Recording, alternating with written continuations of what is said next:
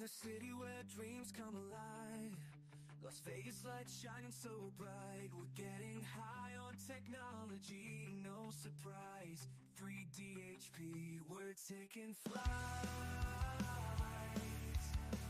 From the glittering casinos to the desert sun, we're making magic with the things we've done. Laser engraving, carving the way. Resin printing, painting our own, painting our own way. Vegas nights, a 3D delight. We're pushing limits, reaching new heights. 3D HP in the city where dreams meet. Las Vegas, where creation is sweet.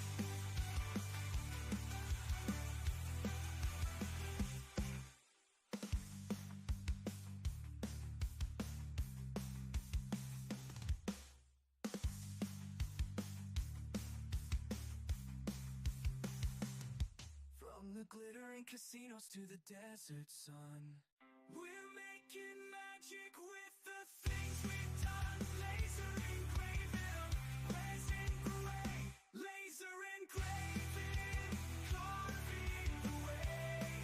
Resin printing, painting our own, painting our own way.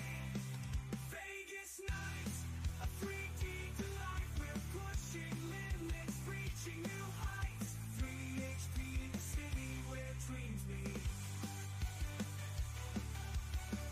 Las Vegas, where creation is sweet.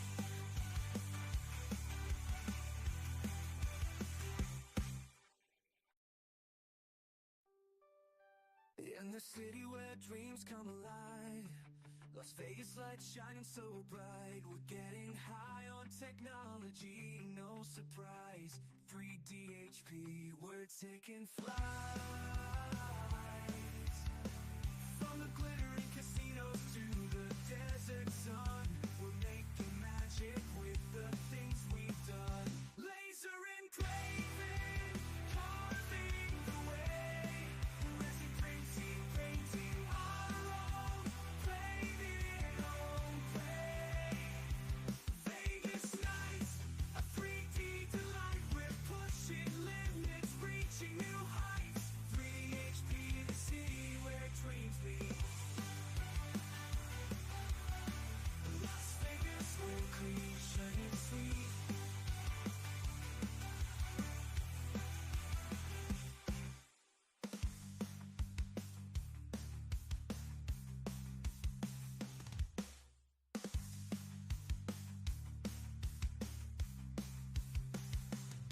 From the glittering casinos to the desert sun, we're making magic with the things we've done. Laser engraving, resin gray. Laser engraving, carving the way.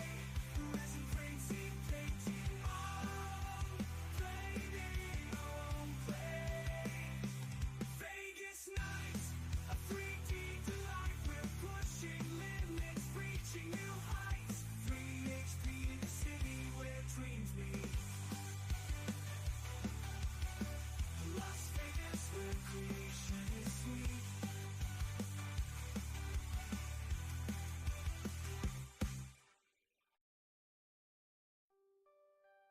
In the city where dreams come alive, Las Vegas lights shining so bright. We're getting high on technology, no surprise. 3D HP, we're taking flight. From the glittering casinos to the desert sun, we're making magic with the things we've done. Laser engraving, carving the way. Resin printing, painting our own, painting our own way. Vegas nights, a 3D delight. We're pushing limits, reaching new heights. 3 HP in the city where dreams meet. Las Vegas, where creation is sweet.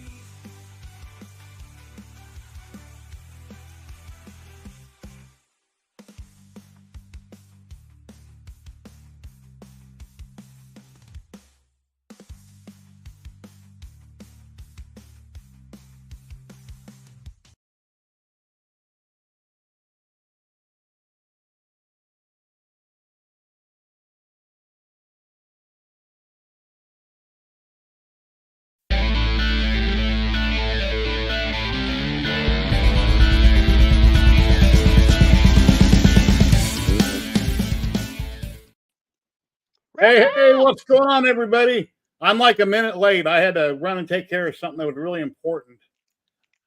Let me go Your down through the bladder? rest of these. Hello, Kenny. How are you doing today? Was that your bladder you got to take care of? Yes, sir. I'm going to be sitting there for 3 or 4 hours. Hush. Don't bark yet. Hello. Hey, y'all. Here Hello, we are Betty Boo. again to the show that never ends. Yeah, I'm talking to people. My dog's like, give me a cracker. I'm hungry. I want a cracker. Yeah, and as soon as we start, my wife brings me lunch. I'm like, okay, got to eat in front of everybody again. Just Bush Print, happy birthday. Hey, y'all. All right. This is Hello, not laser or 3D printing, but it's still one of my interests. I've wanted one of these puppies for years, and I'm getting an echo, by the way.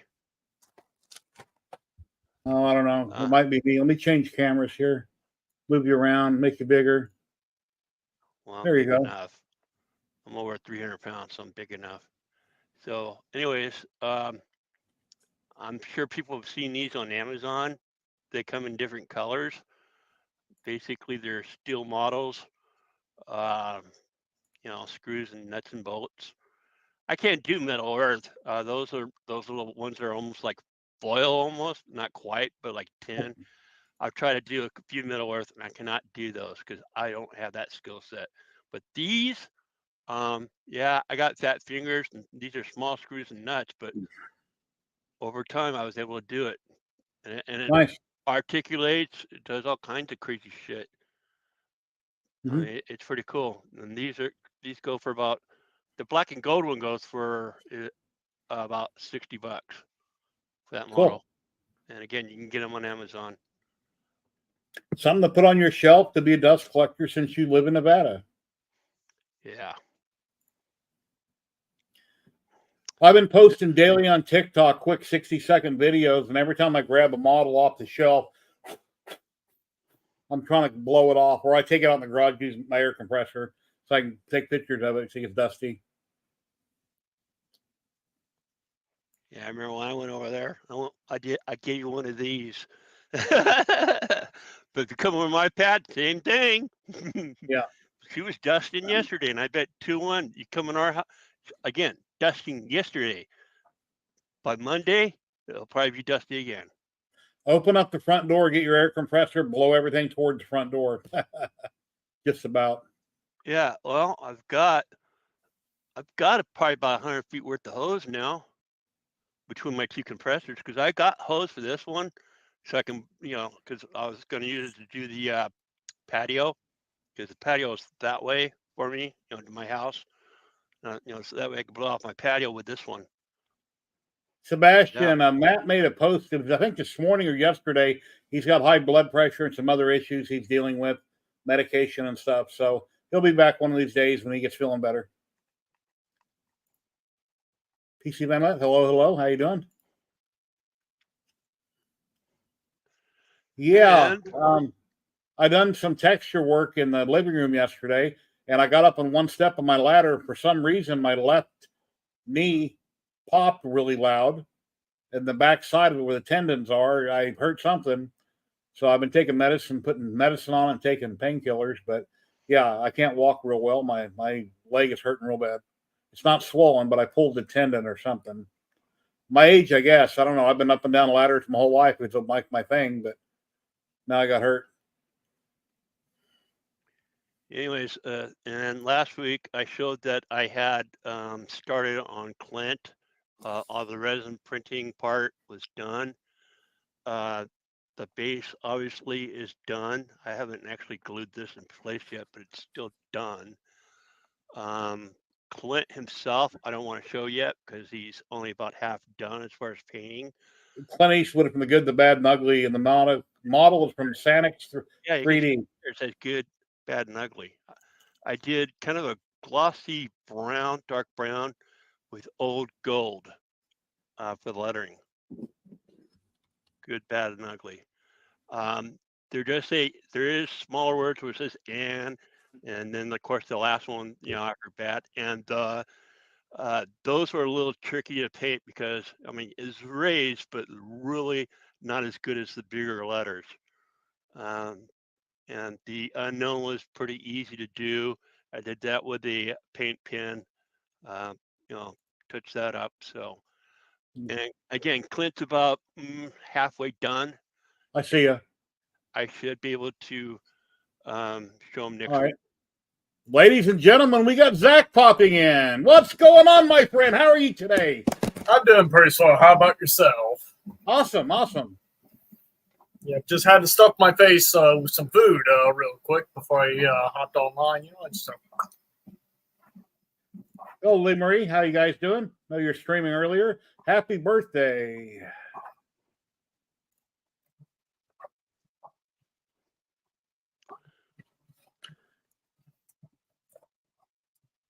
Diode laser, CO2, and fiber. Okay, if fiber does metal, you can do coins, anything you do with metal. A diode laser is primarily for organic, any kind of woods and things like that, and colored acrylic, depending on how thick it is. If you want CO2 laser, whether it be an RF, metal tube, or a glass tube, it's perfect for clear or doing big signs or doing clear acrylic.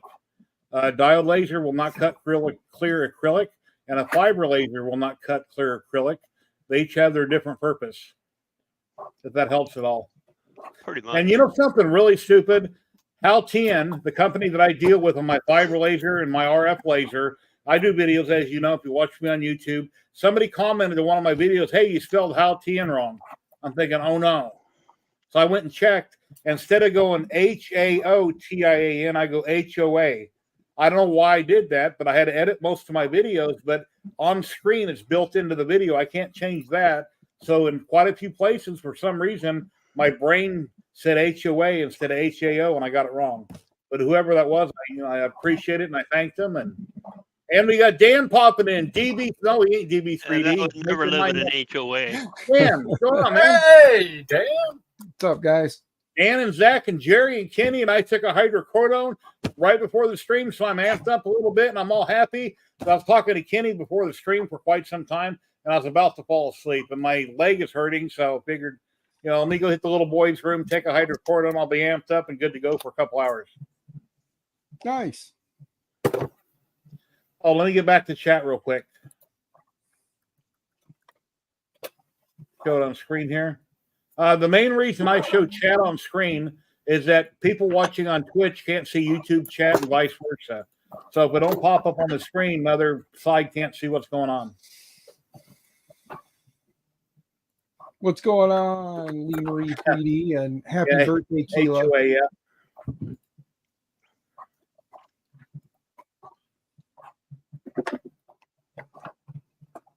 Very cool.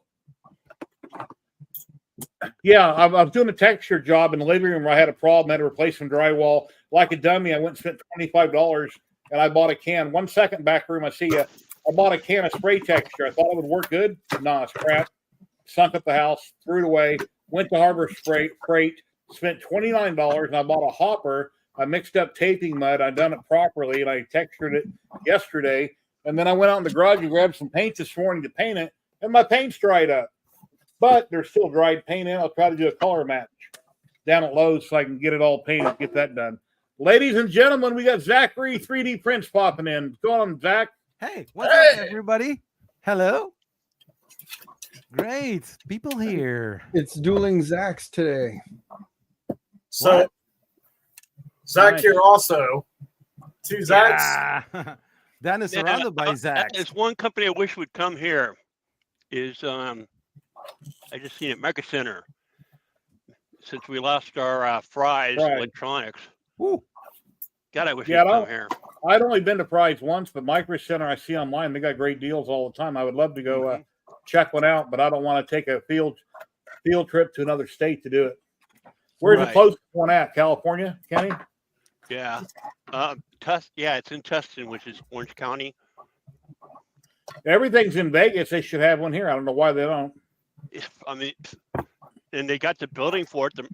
Where they were. That's a nice building. when that first opened, I was in there for hours. It's nice being hands-on with stuff you want to buy, and then everybody got so used to the internet and ordering, people got over the fact I don't have to touch it, I'll just order it. I'm reading reviews, I'm seeing pictures, but it's nice to be hands-on before you buy something, if it's priced right. Yeah. Yeah. How's everybody doing? Real good. How are you? I'm doing also fine. Well, Zach came in first. I'm going to put him on the big screen. Let's see what he wants to talk about. Oh, I've just been getting. Oh, SpaceX. So this is the third part of this. I'm going to get this one. Is that a flower pot?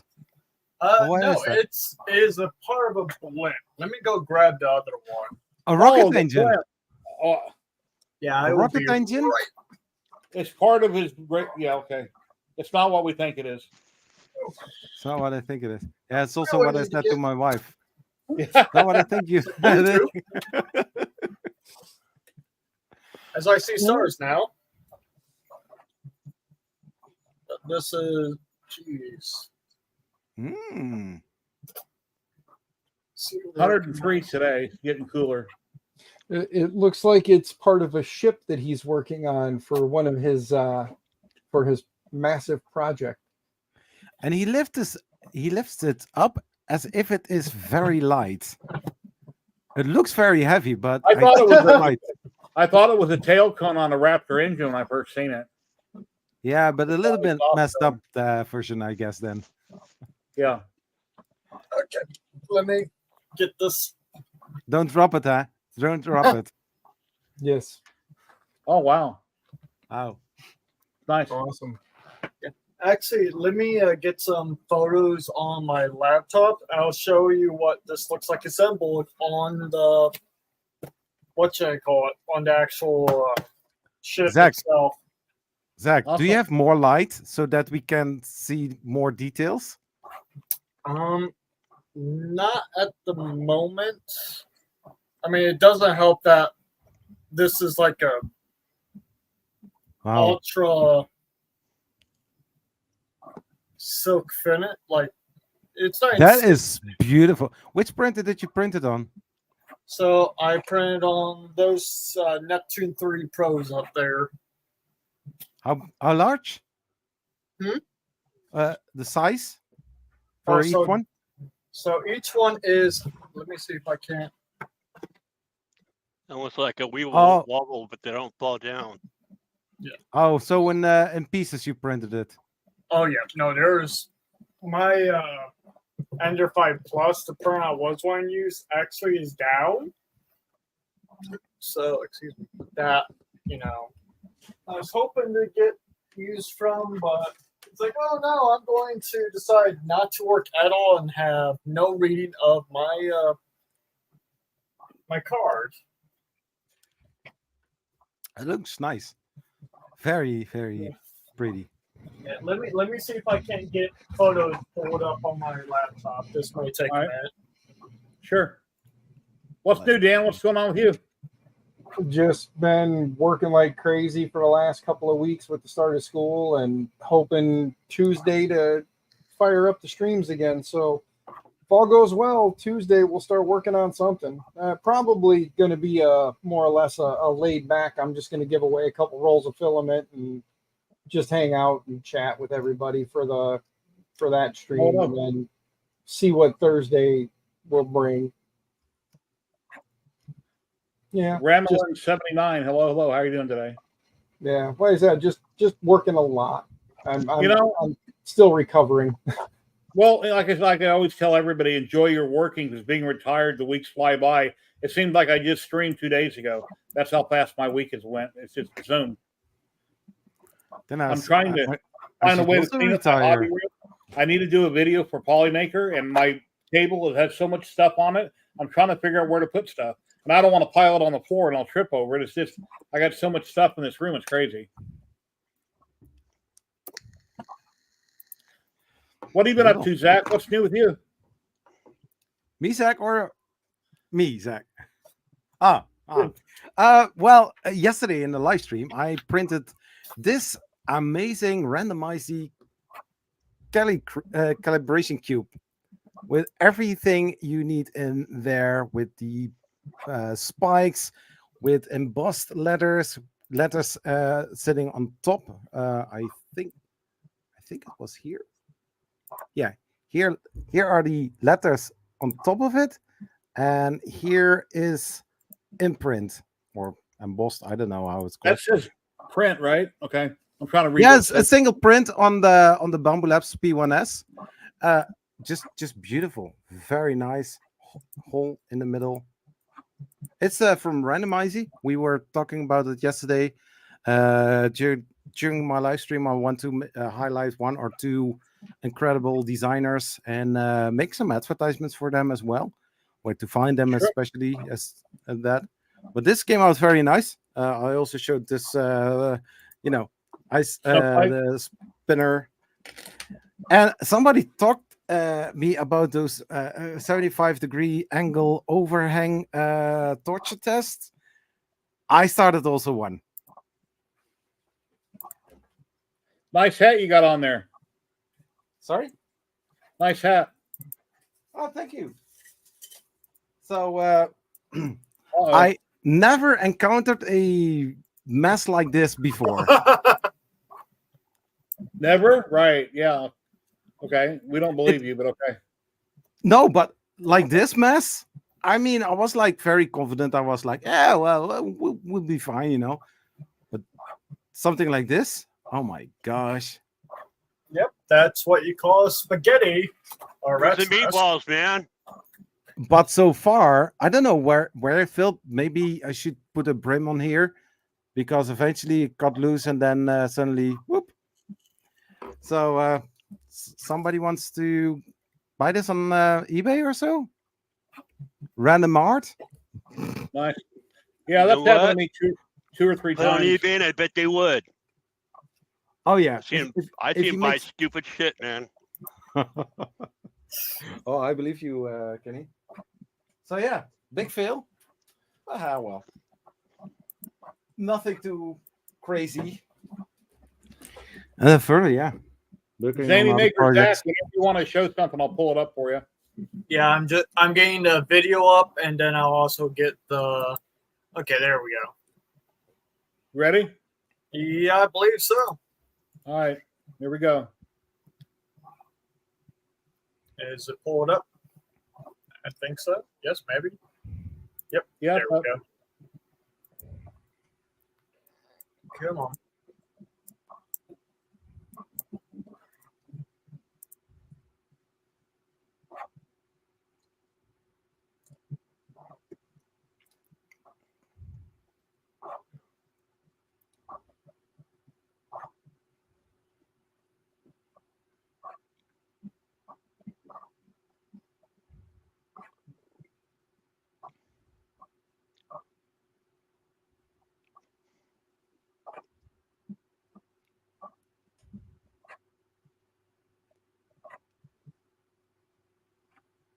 Wow.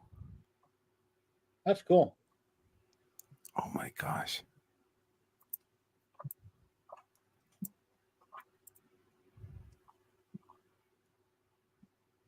And I have some actual photos of it as well. Nice. Those. There was a movie back in the 60s that kind of reminded me of that. They didn't have the undercarriage. Vincent Price movie. You know what I'm talking about, Jerry? No, I was thinking Buck Rogers. No, but God, I forgot. You know, it's a very famous movie though. But they're in like an airship. The Hindenburg? No. Again, I believe Vincent Price was in this and a bunch of others. But it was like a blimp airship. Can't remember. God, Somebody I in have to chat look it might up. know. I'll look it up.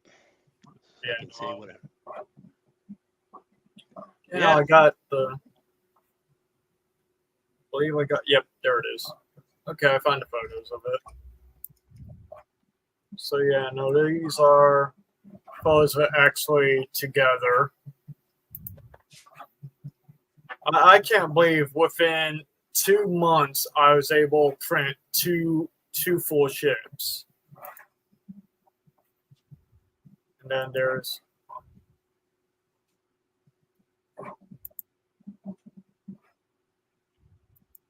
and then it also has an attachment for a ring that I'm going to try and make it look like a blue fire. Mm-hmm. And everything's magnetized each level. And then I'm also making the figureheads for the front of this ship right now. There's 5 options. But yeah. By the way, that movie I was talking about, I was 3 years old when it came out. 1961, Masters of the World. Don't recognize it. It's a sci-fi. When you got a Saturday or Sunday off, watch it. It's a cool movie. Masters All right. of the World, Vincent Price. And it's a sci-fi, so you should like it.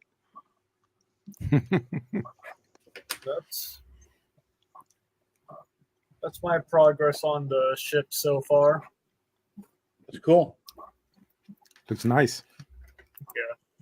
Can't wait till I can get it actually paint on it and not just, you know.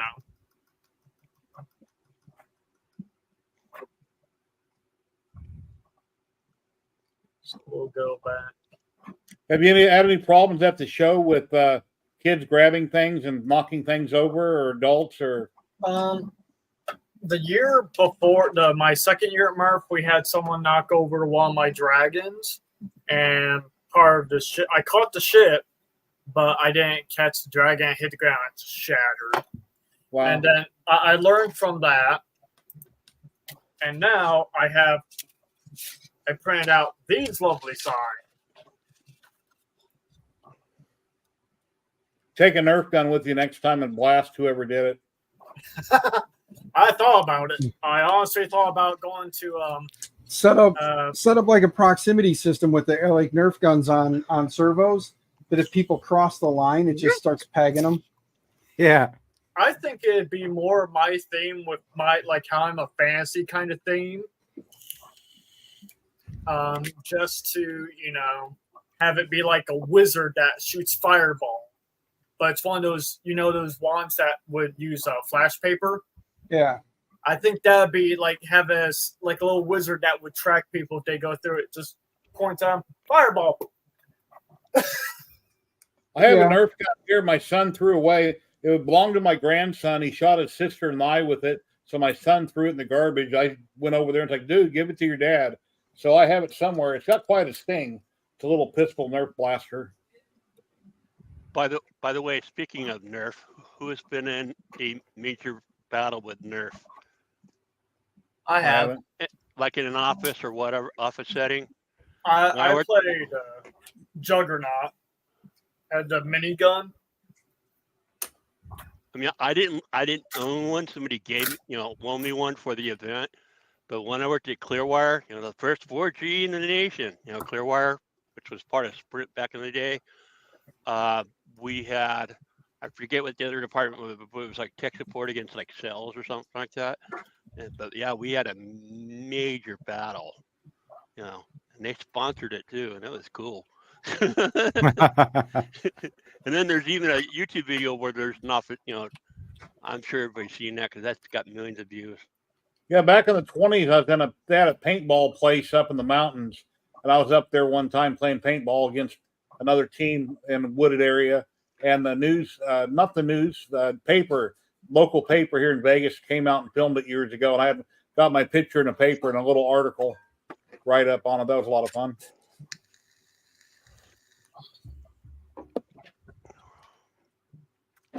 Ooh, that's you was changed. Where'd what go? One thing I'm glad I never got involved with was paintball. That would just hurt way too Probably much. 10:38. Paintball is fun. Hold on, I'll be right back. I'll grab something.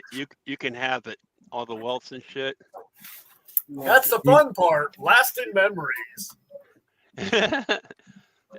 there when I got hit in the nads. That's why you wear a cup. It was either Yeah. Steve or Nero at Murph 2 years ago that I was doing some filming for Sam. He asked me to film some of the Death Racer stuff, and they had the Nerf guns out there. And as I was recording, one caught me in the downstairs area. So those were the two that were shooting at the time. So it was one of them. Still haven't figured out which one was aiming for me, but every time I ask them, I get from both of them, oh, I would never do that. So I would do that. Okay, so then Zach was it, not me, Yeah. but he. Hi, all you people. Hi. How are y'all? Hey, it's very Jack, good. who hair? No, thank you. Hush. Would you have one? No. Will you please? Yeah. We caught that. Okay. Now, what were you saying, Zach? No, if Dennis looking for somebody who is guilty as charged, then it must be you. It's this guy. I didn't have one, but it is my fault. I actually programmed one ships to actually, hover in place, invisible, so no one could see it, and just like. Oh yeah, sure. Talking about shooting each other in the nads.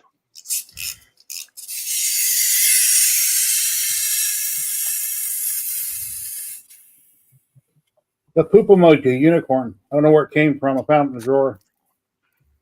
Yeah, it's a poopacorn. A purple one, huh? Purple and pink. Yeah. If you're, Louise said hi, Brandy. if you're Louise. purple, you got a problem.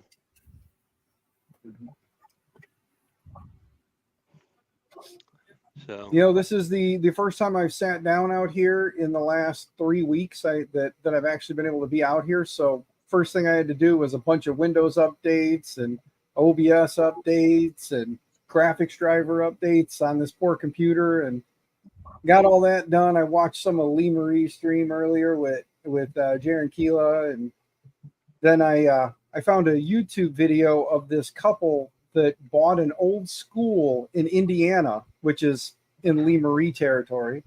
But they bought an old school and converted it over 3 years into a house.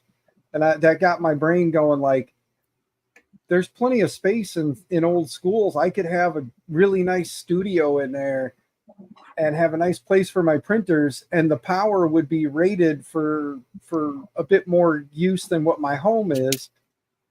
Be nice to build a house on the first floor, and like in the basement area, build out like a studio area. And then if it's a basement with 2 stories on the second floor, build that out with like bedrooms and bathrooms up there. Wishful thinking. How many rooms are there in a normal school in the US? Oh, that depends on the size, like the size or the population. Yeah, the population would really Every dictate time that. they build a school and they open it up, next thing you know, they got pods and trailers going on the playground to add more office space because they didn't think ahead. So Yeah, then they always. that's what my hometown looks like. Yeah, they build schools. U.S. schools are usually built based on current student size. And the sad fact is, once they build a new school, the population in that area tends to grow to the point where they should have been looking at, once we build this school, let's figure in a percentage, like a margin of growth. And they don't. Yeah. And then the classrooms, you go from having around my area here, it's usually 2 classes for every grade when you're in elementary. So your kindergarten through like 5th grade, 6th grade is usually 2 classrooms to each group. But in some of the bigger areas, you're talking an entire school that has maybe 5 or 6 of each elementary grade. So how many classrooms then? Lots of bathrooms. Sobol went live last night. They had 3 other makers on. And I asked them, when they said ask questions, I said, you need Polymaker profiles for the Sobol SV08 in Orca Slicer.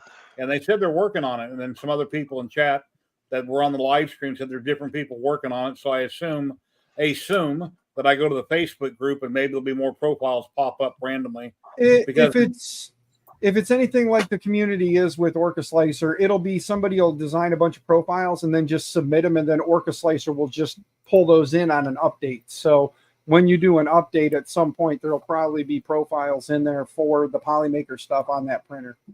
Yeah. I mean, right now, if you go in, you can click Polymaker, but like you told me, Dan brought it to my attention after a week of fighting with it. It's just that you're looking at a front end. There's nothing behind it. It says Polymaker, but when you click on it, nothing's going to get imported. But there's nothing on the back end in code. Yeah. Mm-hmm. So, and maybe, I don't know if that's Clipper or if that's a printer thing, but typically I've got so used to printers nowadays just working when you get them. I don't think I should have to get a roll of filament and do 100,000 tests and tweak everything for a week or two just to try to print something cool.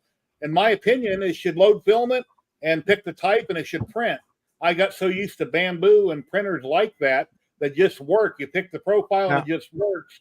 I love the SV08. I'm so glad I got it, but I just wish it was easier with the whole profile thing. So yeah, and it's one of those things where when the SV08 came out,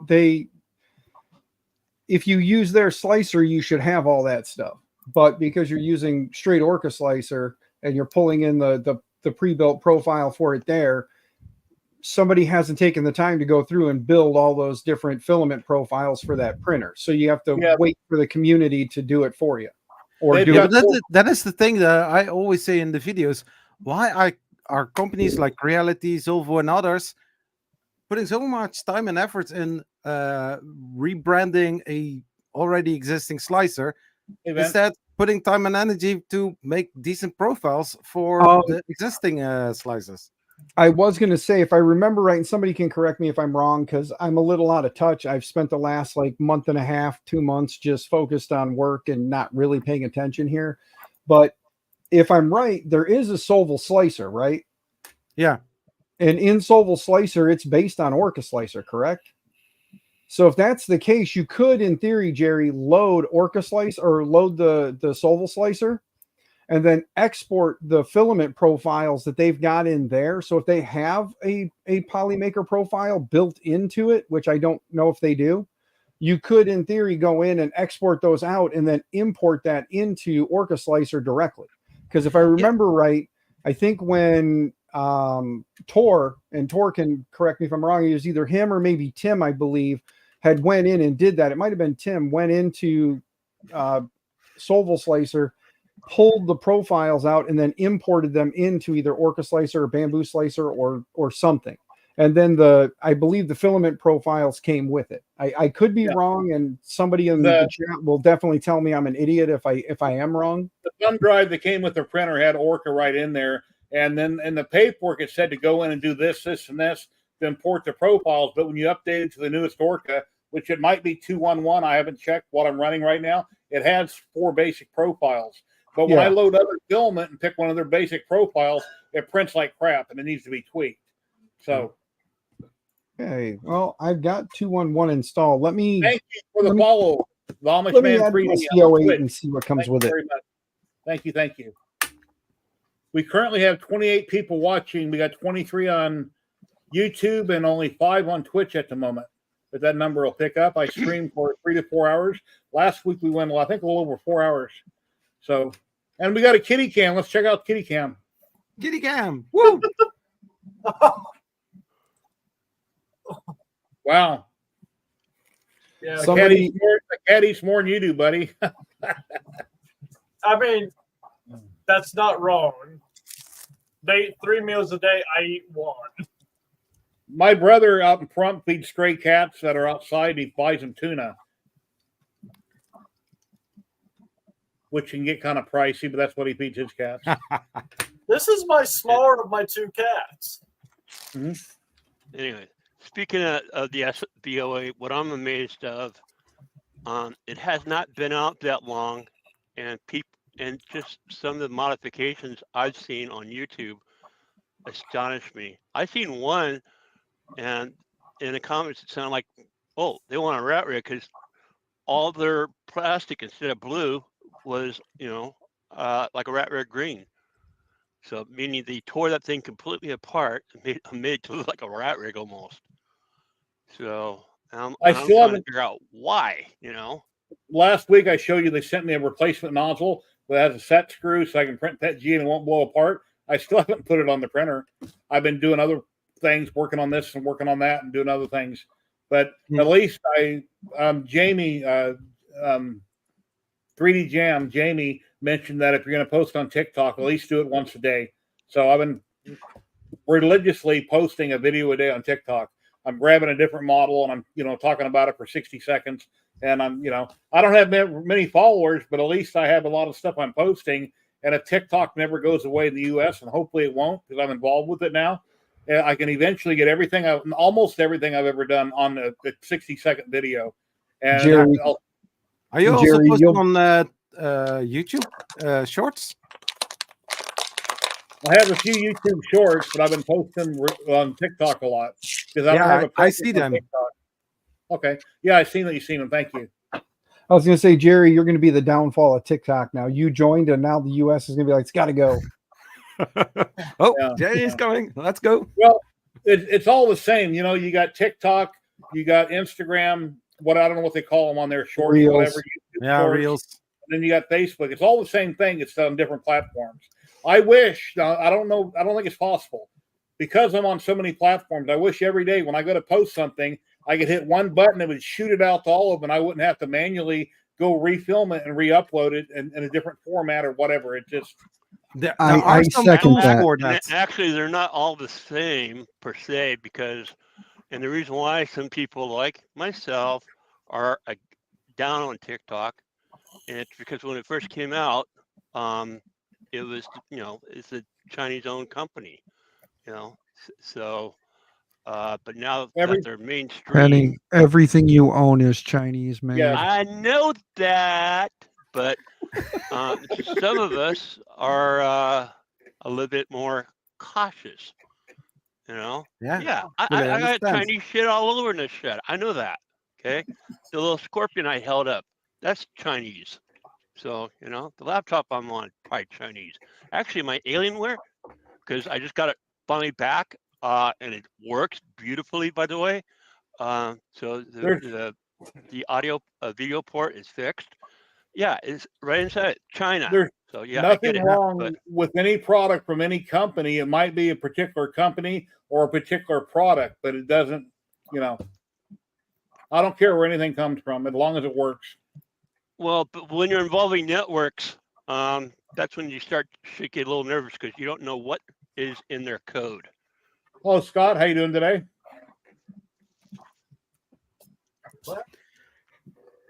What I want to say, Jerry, when there are those tools where you can upload them to several platforms, my issue is that I don't trust it to give my credentials so that when I press one button that they will send it over to all other platforms. If there is going to be a security breach or a hack, everybody knows everything from what you all of your social medias. I think everybody already knows everybody that wants anybody's information already has it. As long as my bank account's still there tomorrow, I'll be happy. But when I took some YouTube shorts, I downloaded them and I uploaded them to TikTok a while back, and I noticed they muted them because the free YouTube music, TikTok didn't like it. But on TikTok, I can play mainstream music, Metallica, whoever I want, fine, AC/DC. But for some reason, they didn't like the free music I got off of YouTube that I put on TikTok. So I downloaded a couple of my videos. I thought, yeah, people on TikTok will like this. I put it in DaVinci Resolve. I spun the screen, but it cut off a lot of my stuff because it's an existing video. And then I simply deleted the audio underneath it, and then I use TikTok audio underneath it. But yeah, I've been having a lot of fun with it. But I'm getting anywhere from 500 to 700 people a day looking at each thing I post for 60 seconds. That's not very big numbers. When I look at other people's channels, my mouth drops, but they've been doing it for a long time. So, and like with anything, exposure. And a lot of companies, I would like to review this or that with different products. Like I said last week, and Kenny will say I'm repeating myself, is that one of the first things they ask you is, do you have a TikTok? And I usually just leave it blank because I didn't have any kind of a presence. But now that I'm posting every day, I got stuff to show. A company can say, oh, wow, check that out. Or he does this, or wow, he did that. You know? Anyway. Hello, Sergio. How you doing, my friend? Sergio HVAC A to Z, which is a channel member and a mod. Hello, hello. How you doing today? By the way, Sergio, thank you. I received that box of goodies, and Tuesday we'll probably go through it on my stream. So thank you for that. Yeah, Jerry, you have now 258 followers on TikTok. That's quite nice. Yeah. I got it pulled up on this one screen over here. And I follow people that follow me. If I click on them and they have content, I'll follow them back with something I might be interested in, which is pretty broad. I'm interested in an awful lot of stuff. If you have a private account or no videos, then I see no reason to follow you back. I mean, unless there's another reason I don't know about. But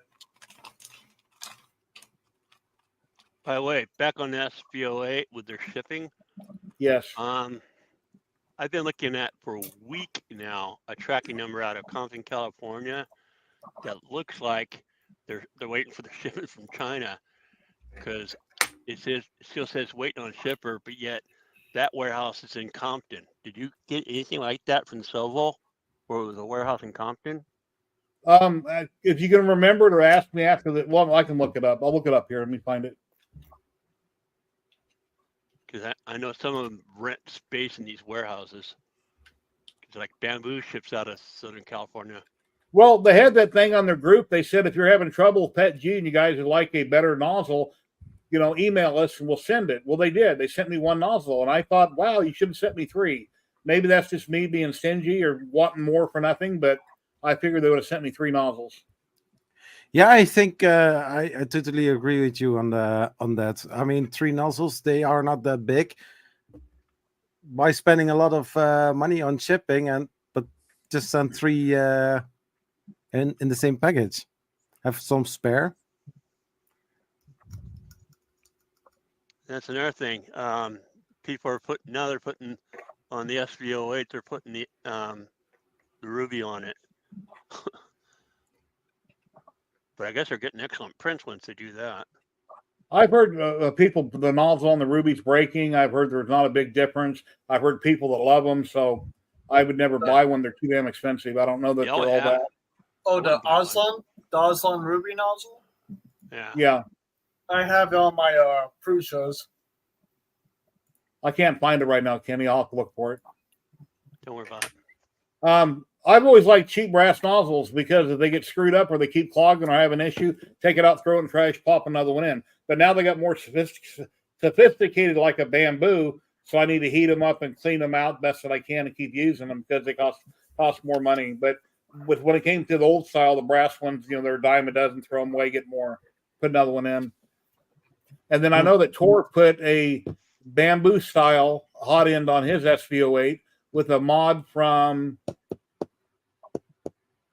I don't remember who the mod was from, a little plastic piece like an adapter, and then it can accept it's a Bamboo style nozzle. The hot end. Okay. Yeah, I need to get more active with my SVO8. I just got too many hobbies, and the days are too short. That too. Between getting my laptop fixed and then putting it back together, because when I delivered to the shop, I already had it opened, so that's why it was cheap to get it fixed. I even had to say a little prayer before I turned it on. Like, please, God. I want to work on my Hypercube, but I don't have any time. I want to modify it, but I don't have any time. I need to get back to working on the SVO8, but then I got the new RF laser I've been trying to do content on, but I'm neglecting the fiber laser I need to do some coins on. And I seen a really cool file the other day that Hal Tien posted. It looked like a Viking head, like a necklace. You seen that, Kenny? It had a place where you could hang on a necklace and completely cut it out. I asked in the chat, where that came from, that particular file, because I would love to print some necklaces like that have without me drilling it, having a regular brass ring built into the coin. So, but yeah, I just got too many things I want to do and not enough time. I wish I had, honest to God, wish some of you people were my neighbors that lived on my street. You could come over and hang out. So I got so much stuff here. You don't have to buy anything. Just the supplies. I got the equipment. Come hang out, you know? I like the idea. So I do too.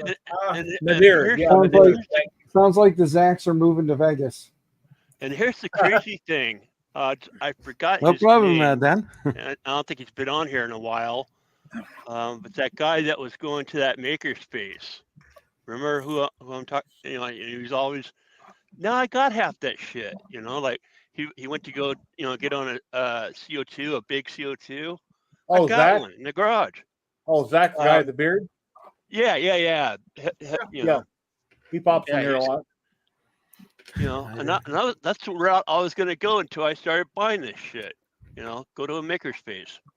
A couple of years ago, when I first got into this hobby, somebody messaged me. They lived in Vegas across town. They wanted to come hang out. They were asking if they could come over. And sadly, I looked at their profile on Facebook, and my intuition, because I have a good intuition when I talk to people, as in what kind of person they are, my intuition said, no, he's not coming to our house. I'm sorry, but you know, sometimes, you know, I just get a bad vibe about people when I talk to them or their appearance or whatever. It's just, I'm like a dog. I don't know how to explain it, but I just get an intuition about certain things.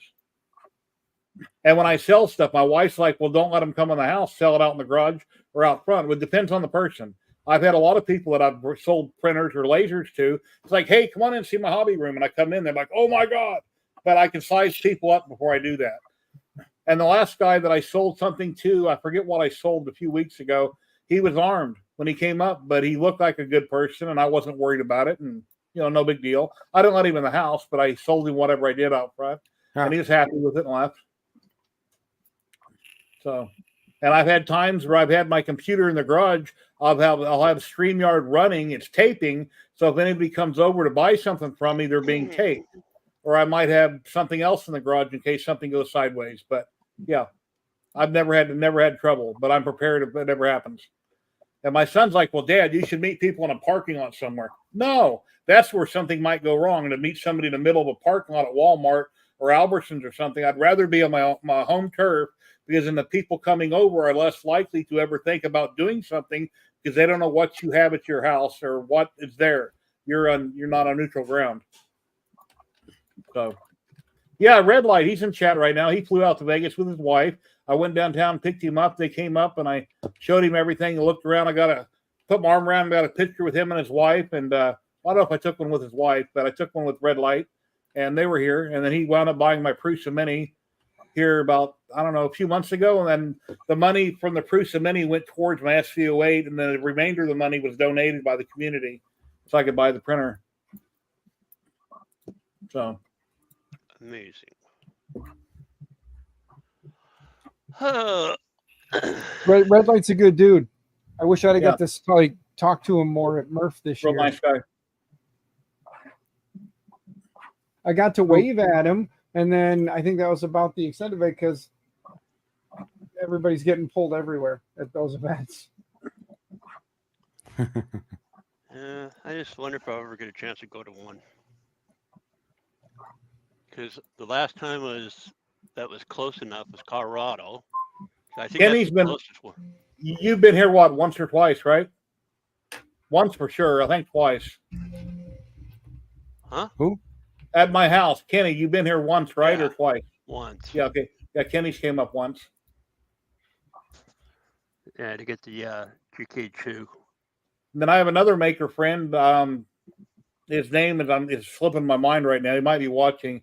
He works at the casinos on the Strip. I had a poker machine, a slot machine in the garage, and I wasn't sure what was wrong with them or anything was wrong. And I put out a thing on Facebook looking for somebody to come by, and he came by and, you know, went over everything with me, and I found out what was wrong with them. They just had a couple bad batteries, which I was able to solder on simple enough. And yeah. You know, I wanted my whole life, I wanted to have my own slot machine. I wanted my own poker machine. And then when I finally get it, and they were in perfect shape, I kept them for about 6-8 months and I sold them. Sadly, it's better to want than have, because once you get what you wanted, you may not want it no more. And that's kind of what happens. Like, they're just sitting. Where am I going to put them? Am I going to leave them plugged in the house all the time, burning power, you know? But they were fun to tinker with. But I would love to have a pinball machine, a real functional pinball machine. That would be a lot of fun. Mechanical pinball machine. You know how much room those things take up? Yeah, I know. Do you know how fun they are, though? Yeah. Yes, they are. Even to make one out of a TV set, I've seen people take high def TVs and make TV sets and put in the flippers and the plunger and everything in it. You know, I like, played last weekend. I played on one of those modern pinball machines. You have basically everything on the screen. Have you arcade one up? They make amazing. Okay. Ooh. I made that one. That's a TV set in it that I got from my son, and then I bought the buttons and joysticks off Amazon for like $30. There's like a blue trim that goes around it. I forget what company I bought that from. And sadly enough, up top where it says arcade, I printed that on a LaserJet printer. It's not that bright. And you can see above the D where I taped it together, or you can see a split where the D is. That's where I joined it together. And that sits in the front room. My grandson likes to play it. It's got like 5,000 games on it. It's got Asteroid Space Invaders, which are my two favorite, and Galaxini, I think that's the name of it. There's like 3 or 4 games out there I played as a kid that I love that are on it. I don't play it much. I walk by it every day and it collects dust, but I'll never get rid of it. It's powered by a Pi 3B. That's the only thing inside of it.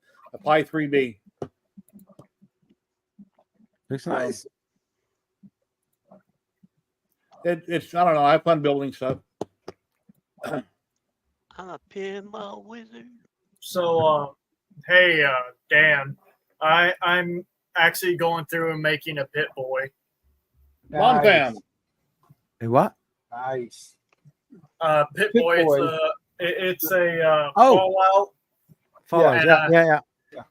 I got Good. some people at the Maker Hive going to help me with the electronics inside of it. But it's going to have an LCD screen. I'm going to try to get Orco on it and be able to control all of these printers. It'll be nice, man. That's like I said. My hope is that with the backpack printer that's currently hiding right there, I currently just took a couple zip ties and the case that I already had printed, and I have the Pad 5 screen with the CM4 in it, and it's just zip tied to the one strap because on the other strap is the 2 battery readouts that tell you the voltages on the batteries. So they both just hang off the front. What I'd like to do is take this thing, since I turned it into a K-Touch, take this thing and be able to just screw the base down into it since it's magnetic and it has batteries and all that good jazz. Be able to just screw that base into a Pip Boy, and then this can drop into it. And then if I wanted to, I could pop it out and then still have this to keep an eye on that thing behind me. And then I can actually mount the Pad 5 with the CM4 in it underneath on the printer itself. So as I'm walking around, people can still see it. That would be amazing.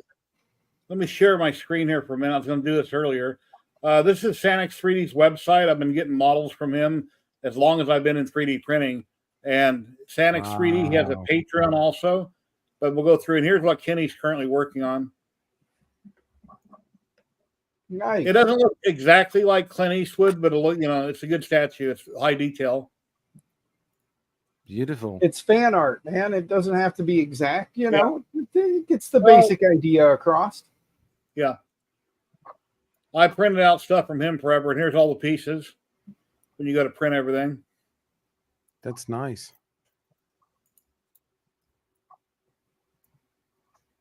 And typically his models come either pre-supported or unsupported. I don't like pre-supported models. I'd rather do it myself. I load up the bed how I want, size them, and angle them and everything, haul them. Yeah. Hey, Tripod. Hey, Tripod, how you doing, buddy?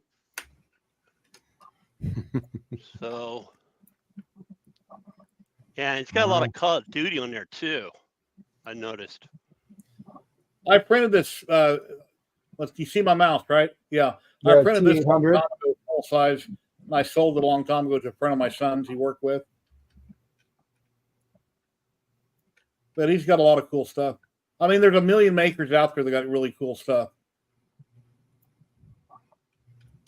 But cool and expensive stuff because resin's not cheap.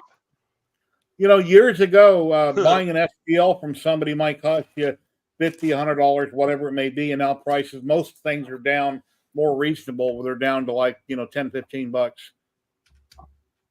You know, a lot more And, people have gotten into 3D printing, so they have more people buying it, so they can bring the Yeah. price down and still recoup their cost.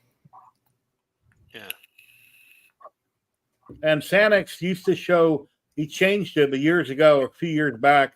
He showed makers' prints on, when you clicked on a model and you looked at it, there would be finished files or unfinished files. And I used to have a lot of my stuff posted on his group.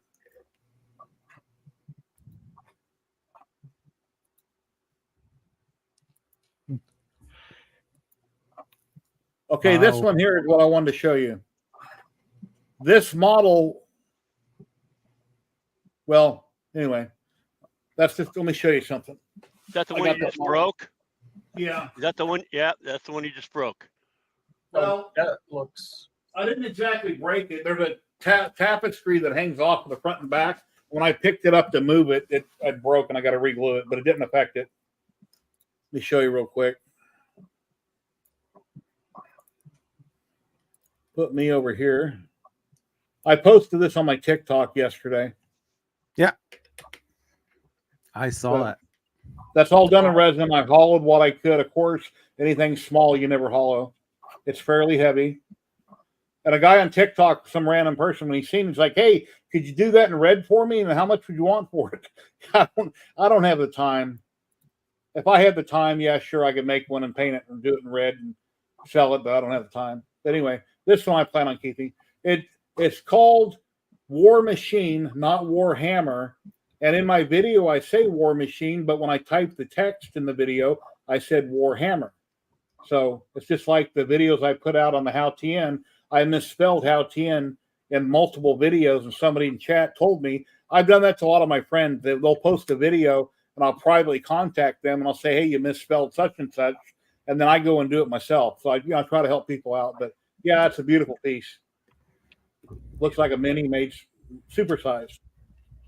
I'd be careful about tagging things Warhammer. They're on a binge to eradicate every single piece of like maker content on it. That's why he had to change the name to War Machine. When he first made it, he called it Warhammer, so he relabeled it. Most of his stuff he changes the name on. But in my little video, it says it's got both names. Okay. So here's where I'm at with Clint so far. I showed last week. He's already all printed out. On the banner below, I went with kind of like a glazed chocolate, and then I did old gold for the lettering. And yes, that was by hand, and that was tedious as hell, but I got it. And Nice. the cross, That looks nice. pretty cool. So Yeah. and as soon as I finish Clint, I'll post them, because I don't want to show a half done model outside the base. Well, the base is done. Most of the stuff I've shared on social since 2017 are primed gray, and then I show them off. But I usually prime them gray. That way you can see the detail in the model. And then a lot of people can imagine their own colors on it. Because if a person paints something different than a color somebody might like, it looks better if it's a raw model, and then they can imagine their own colors. It's like a house. It's better to show a house empty than having all your furniture in it, because then people can come in and look at the house and imagine their stuff's in it. If you got it cluttered with your stuff, it might hurt the sale. Might. And all the time I was looking at, that's one thing I didn't like, was stuff in their house still. If I quit 3D printing right now, if I sold all my printers and I just kept the stuff I've already printed, I swear to God, the weeks fly by, I could live to be 100 and I still probably wouldn't have everything painted. I have enough stuff that I could literally work on it and paint it, because like I say, the Saturdays go by that quick constantly. My son's model I was going to do this for his birthday from Wicked 3D. It's of the Crow, Brandon Lee, standing on the table with the guys around the table. And I got it all printed, and I put it in a box so I wouldn't lose the parts. And I just remembered, well, I got to hurry up and clear this table off, work on the Polymaker video and then start working on that model, because once again, I printed it, got it ready, talked about it, and then I moved on to something else. Then I got to work on the Sobol. Then I got to work on, it's just, I'm sure everybody out there has the same problem I do. You just got too much stuff. You're getting carried away, and then you want to buy something else, or your wife, your girlfriend's like, no, what about this? What about that? Oh, no, but it's a good deal. I need it. I call that gray piles of shame. I have a lot of those. A lot more I would like to admit that I have. Like this, for instance. Oh. Let's see if I can't get this like a little bit better. But yeah.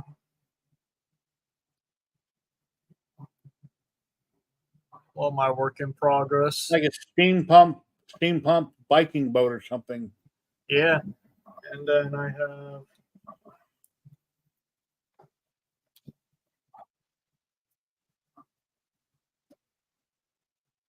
this guy here. Wow.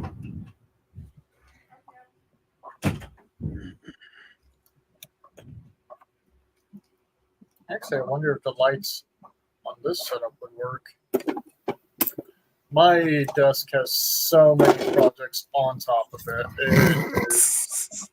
You need to clean up, Zach. I mean, here's the thing I have. It's just the amount of stuff that I have, and it just keeps adding up to it. It's like, oh, yeah, no, I think I'll never have enough. I wonder if you can't see inside of it quite.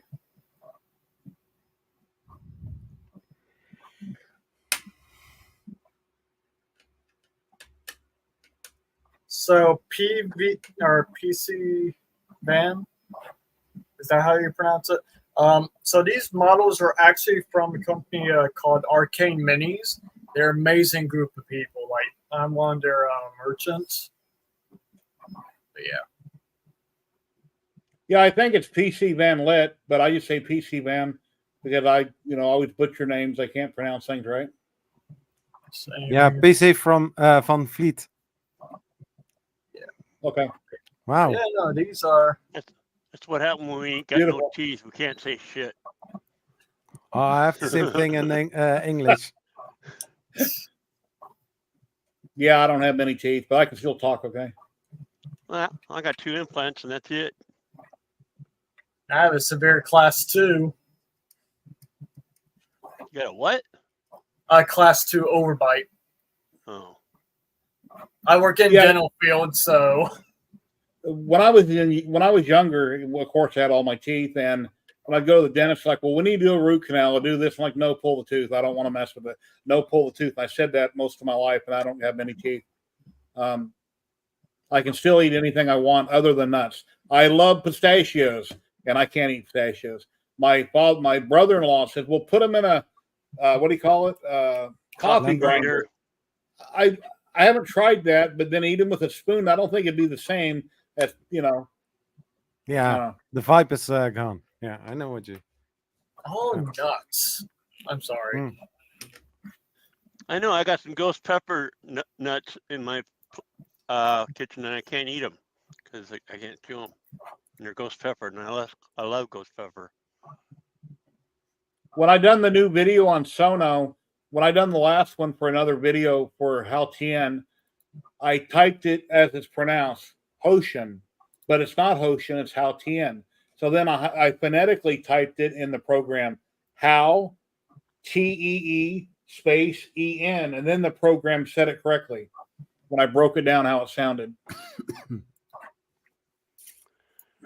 Because you get like 10 a day, and then you got to wait till tomorrow if you're not paying for it using a free version of Sono. And I don't know how long that'll be around since they're being sued by, everybody about the AI music. Yeah, everybody's always sue happy about everything nowadays. Yeah, I mean, you see the biggest lawsuit that Stratosphere is doing. Yeah. I've seen a couple videos on it, and supposedly they got 100 billion patents out there about everything. And if you do anything that might threaten their business, they're going to come after you. And it's kind of what seems like is happening there. Yeah. But technically, No, they wait until the company is a little bit bigger and very tax. popular, and then they are going to do that. Yeah, they wait till Then you got they'll money sue in the ya. bank, and that's when they chase you down. Until you got money in the bank, you're not really a threat. They don't have anything they can get from you. So And by the way, my homie, he goes by the name Weird Al. He's got a YouTube video called "I'll Sue Ya." Check it out sometime. It's pretty funny. It's cartoon style Weird Al going "I'll sue ya." Oh, you're actually friends with Weird Al? I have a friend that's a friend of him that has Oh, his okay. personal number. So there's my lame claim to fame. And it's my friend in Utah, his personal friend, he used to bowl with him. PC Van Fleet. Okay, you're just calling PC. Okay. Is that how you pronounced it, Zach? I think it was. PC Van Fleet? Yeah. They Others say are- Van Fleet. Van Okay. Fleet. My right hand man is already dead, Evel Knievel. Him, I sat down and had a beer with. Cool dude. Yeah, I liked Evel Knievel till he tried to jump the Snake River and that thing went south, and then I lost all faith in him. That was just this big stage, whatever. But yeah, I respect all that he's done and his son done, and then his son died too now, Robbie. Yep. Man, I could use a beer. I don't think I could gun the hell out of a motorcycle and try to jump all that stuff. That'd be crazy. The craziest stunt I've ever seen in Vegas, I think it was at Bally's, which is now called the Horseshoe. They made this big giant ramp years ago that went straight up in the air. Really, I don't remember how tall it was. The guy on a motorcycle rode that so fast straight up in there and landed on top of the sign. It was just unbelievable. How, it's just crazy. Because if you screw up, you're done. You have to do it right. Yeah, or I think I remember that. Yeah. And then Robbie Knievel jumped the polo towers. Yeah, but they said they're staggered towers, so you have to jump at an angle, and there's not much room to land or take off because the buildings weren't that big. They sit next to Bellagio. Yeah, I was on Bellagio working on that job 3.5 years.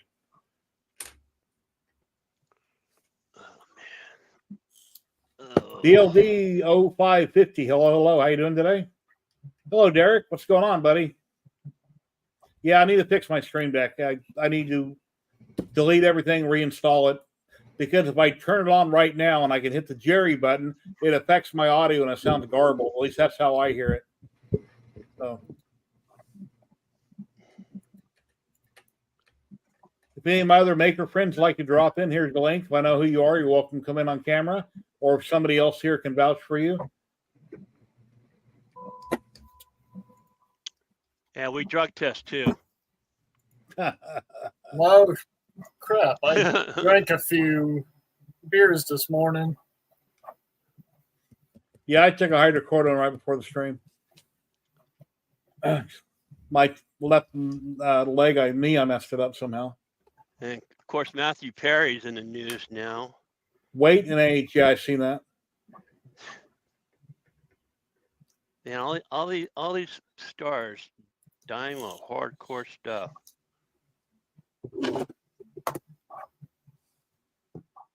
Yeah. Whatever. That breakdancer from Australia and the Paris Olympics have been in the news and on YouTube everywhere. And unbelievable. So 2028 will not allow any breakdancing after. I don't know if it's because of that fiasco or not, but it probably is.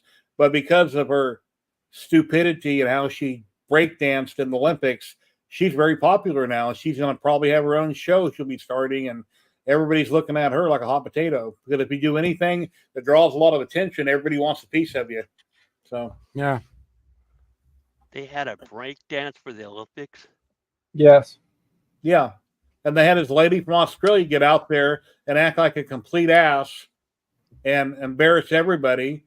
And she got herself there, and other people that were more qualified got kicked aside. And yeah, watch YouTube. There's lots of videos. It's a shame that happened. I can, Yeah. I got bigger fish to fry. And she said she was really trying, and she's practiced a lot. Well, if you watch it, you'll see nobody will agree. You know what they gave her for a score? 0. After she done her routine, she got a 0. Yeah, that's a shame. I've seen one on YouTube recently. But I know it wasn't him. Jeff Dunham, the ventriloquist. Yeah, where he was trying to do break dance on the cardboard. I knew damn well that wasn't him. It's better than what was the sport that was on? Where they're doing a vault pole. Wow. We basically jump over the bar of the pole. Pole vault. There's Pole the vault. word. Wow, why can I have not pronounced that word? Jeez. I'm shocked I even knew what you were talking about. And where the guy, I watched all the pole vault. his assets stopped him from getting a perfect one. I know what you're watching, Jerry. You're watching all the female gymnastics. That's what you're watching. Yeah, I watch beach volleyball. I watch gymnastics, Well, in beach volleyball, pole yeah. vaulting, and track. And they're all, yeah, I don't usually watch the men do any sports other than the football, NFL. Dude messed up with his second ball. I still remember when Gilda Radner did did her rendition of Kamanique. Yeah, Gilda Radner, she was such a sweetheart. For younger folk, she was one of the original Saturday Night Live when that was a cool show. Anyways, for the people that come in later, I did an Amazon Scorpion recently, and one thing I didn't show the last time I showed this. Look at the amount of screws on that son of a gun. Oh. Yes, Nice. that took a minute. A minute only. Okay. Is there any plastic on that at all, or it's all metal, everything? All metal. Good. Screws, nuts, anodized gold and anodized black, and screws, and there's spacers on there too that you. I got mine kind of mixed up, so I had to start using my micrometer to measure my spacers because they're like halves, 1/2, millimeter. But, That looks. but yeah, you can move the leg, you can move it and do all kinds of crazy shit with it. Very nice.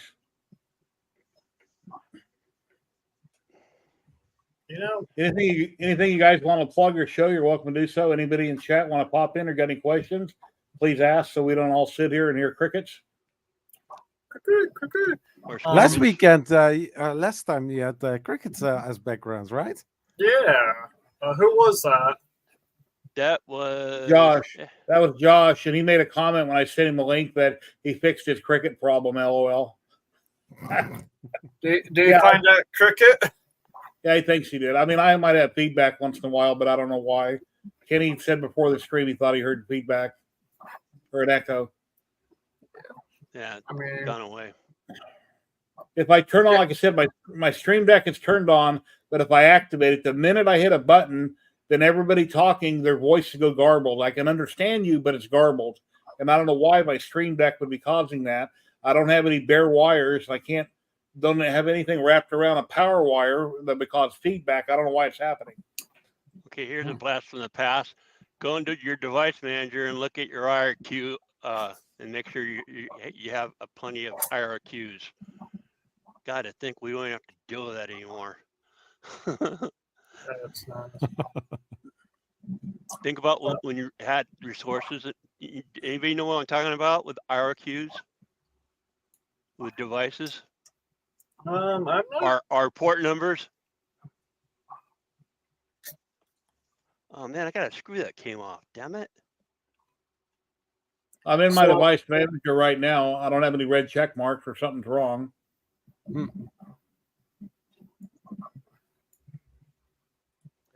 Thing is, I don't think Marie and Lee are going to be on. They're going to Micro Center here for the birthday.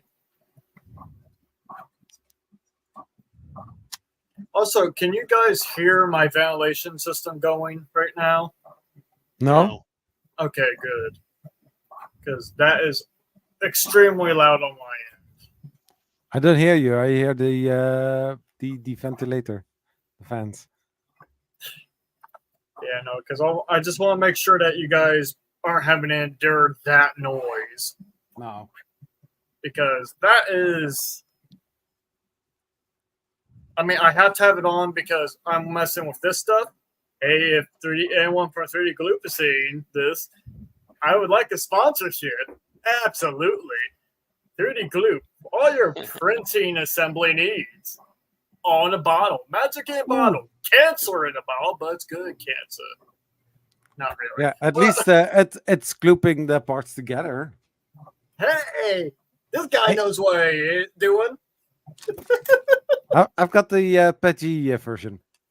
I got, yeah, 30 Gloop brothers. This is the old model of 3D Gloop. This thing's like this is probably 3-year-old model of Gloop now. Hold on a second.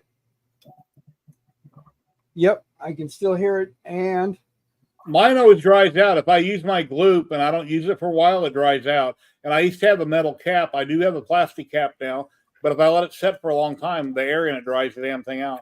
Wait, this is how I've stored it for the last 3 years. I put the cap on, I give it a hard crank so I know it's tight.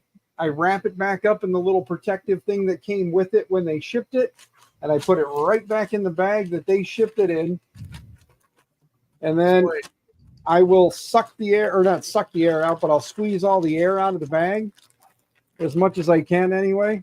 So, I give it a good squeeze, zip it. I almost wanted to say, let's show the sucking action. Like, Yeah, how do you do that? Yeah, I just squeeze all the air out of the bag as best I can, and then I'll seal it up, and then it just sits in a dark, out here in my garage where the temperature's changed quite a bit over the 3 years. I've had hots and colds out here, and I just shove it up in the cabinet, and that's where it stays. And it's 3-year-old model, maybe longer, and it's still good. It's partly storage. I mean, I can't say this for everyone, but in my case, it's 3 years old. This is how I've been storing it, and it still works. Cool. So, As far as for ABS slurry, I go down to Lowe's or Home Depot. I buy ABS cement, pipe cement, and there's your ABS slurry already made with a brush. I'm assuming that's BLD. Yeah, like there's a third eye hiding under my hair here. I got to keep it down now since I opened that. well, here's my thing. You guys have 3D Gloop that runs out. I just got this one yesterday. I glooped a huge model, 75 centimeters, with PETG gloop on PLA. Works fine, but I went to the second bottle really quick. Gloop sent me. It's like this full now. When I did my big alien in multiple videos, different sections, Gloop originally a sponsor. They sent me 2 bottles of Gloop to get me going. Then they sent me a bigger can. Then when I ran out of that, they sent me a much bigger can. Not the giant one, but one much larger. So I currently have a lot of Gloop. And some of my alien did pull apart, and I held apart. I glued both sides really good. Some of the Gloop was real runny. Other Gloop that I had was much thicker, all for PLA. I glooped up both sides, held it together like 45 seconds, put duct tape on it. Then the next day I took off the duct tape, and I did have some parts. When it broke at the waist, the gloop separated. It didn't break the model. I didn't have enough gloop on it. It wasn't pressed together tight enough or something. So I wasn't able to clamp the different parts. Mm-hmm. You okay, Kenny? I've been itching a lot lately for some reason. Huh. So, did I show you guys the stands that the one Dreadnought's going to set on? I don't remember. Oh, because Liz, how you doing today? You very well could have, sir. I've been absent for quite some time, so. But I have not. No.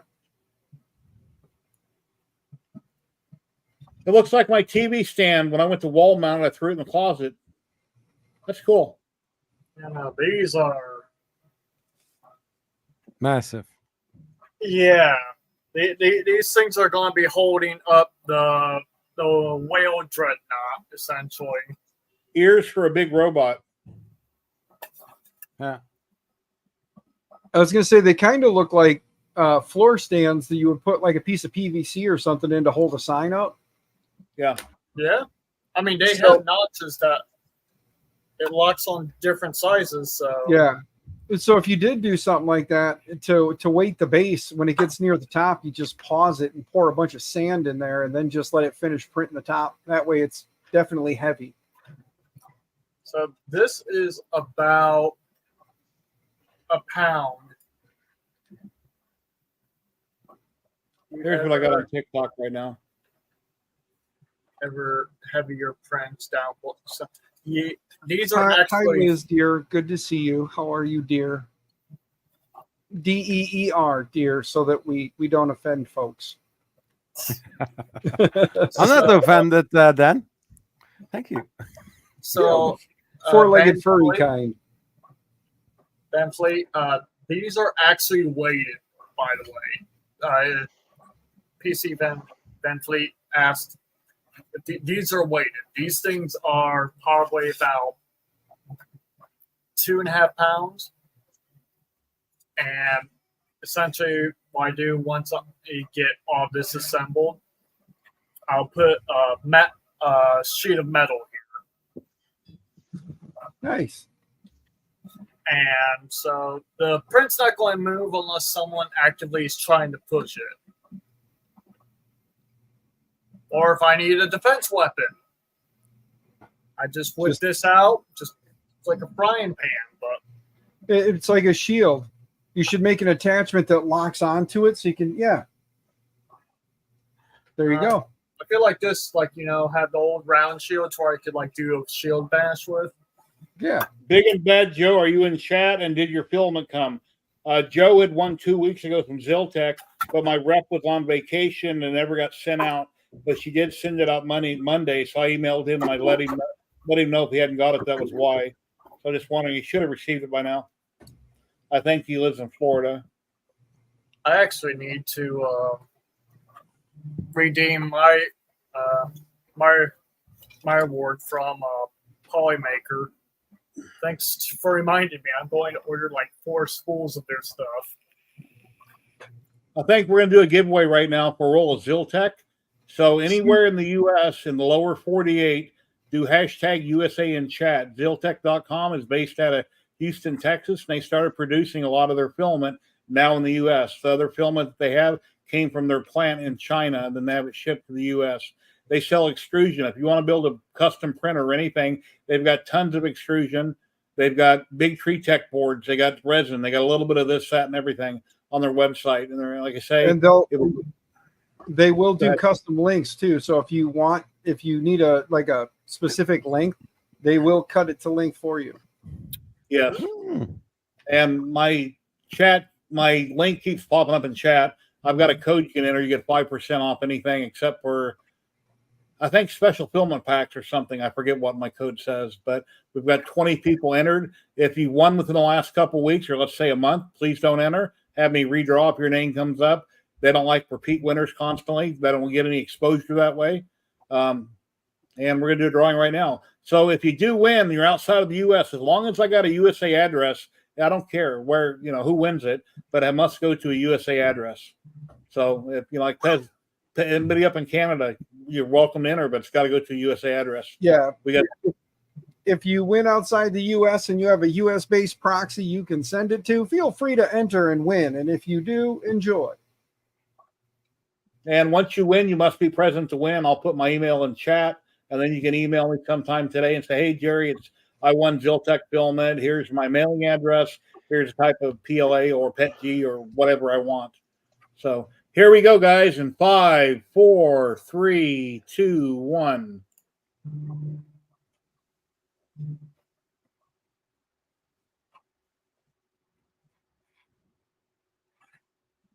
Tripod. Hey, Hey, tripod. There we go. Oh, Scott, last week when you left, you thought you had a break in. If you're still listening, you won last week, Ziltech, but you're already gone, so I had to redraw. So if you're listening, I just wanted to mention that. Oh, I didn't see Congratulations. Nicor snuck in. What's going on, Nicor? How you doing? How's the new Who's position that guy? treating you? Nicor? Yeah, You got my email, John, but here it is again. Nicor is Joel from Polymaker. He just recently joined Polymaker group. Yeah, he was on our stream, what, 2 weeks ago? Yeah. Yep. I think so. I don't know. I wasn't here. However, since he is here and he is part of the Polymaker crew, good sir, I'd like to say thank you to you and Sean. You guys have made me working with Polymaker a lot better, a lot easier. And thanks to Sean, I'll be giving away 3 rolls on my stream on Tuesday because I've been absent from streaming for work-related purposes. So thank you again.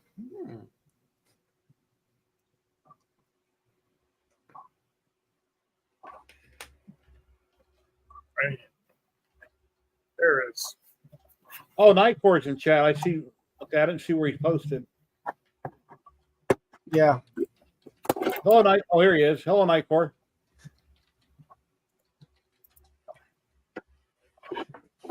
Join the party. Yeah.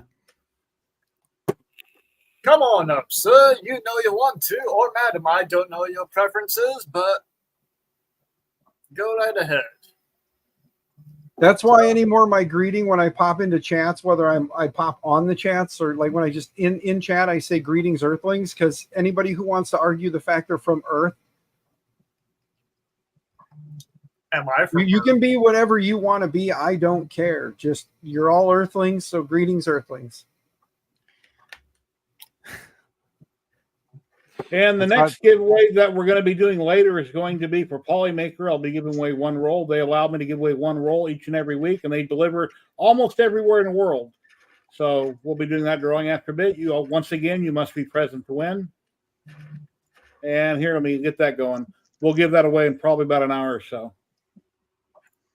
Nice. But you never know. I could do it earlier. I could do it later. So just hang out and chat and watch and help support the channel. It would be greatly appreciated. Have I said pretty glue? It smells good, though. Of course, it smells good. In a little bit, we're going to catch Zach licking the brush.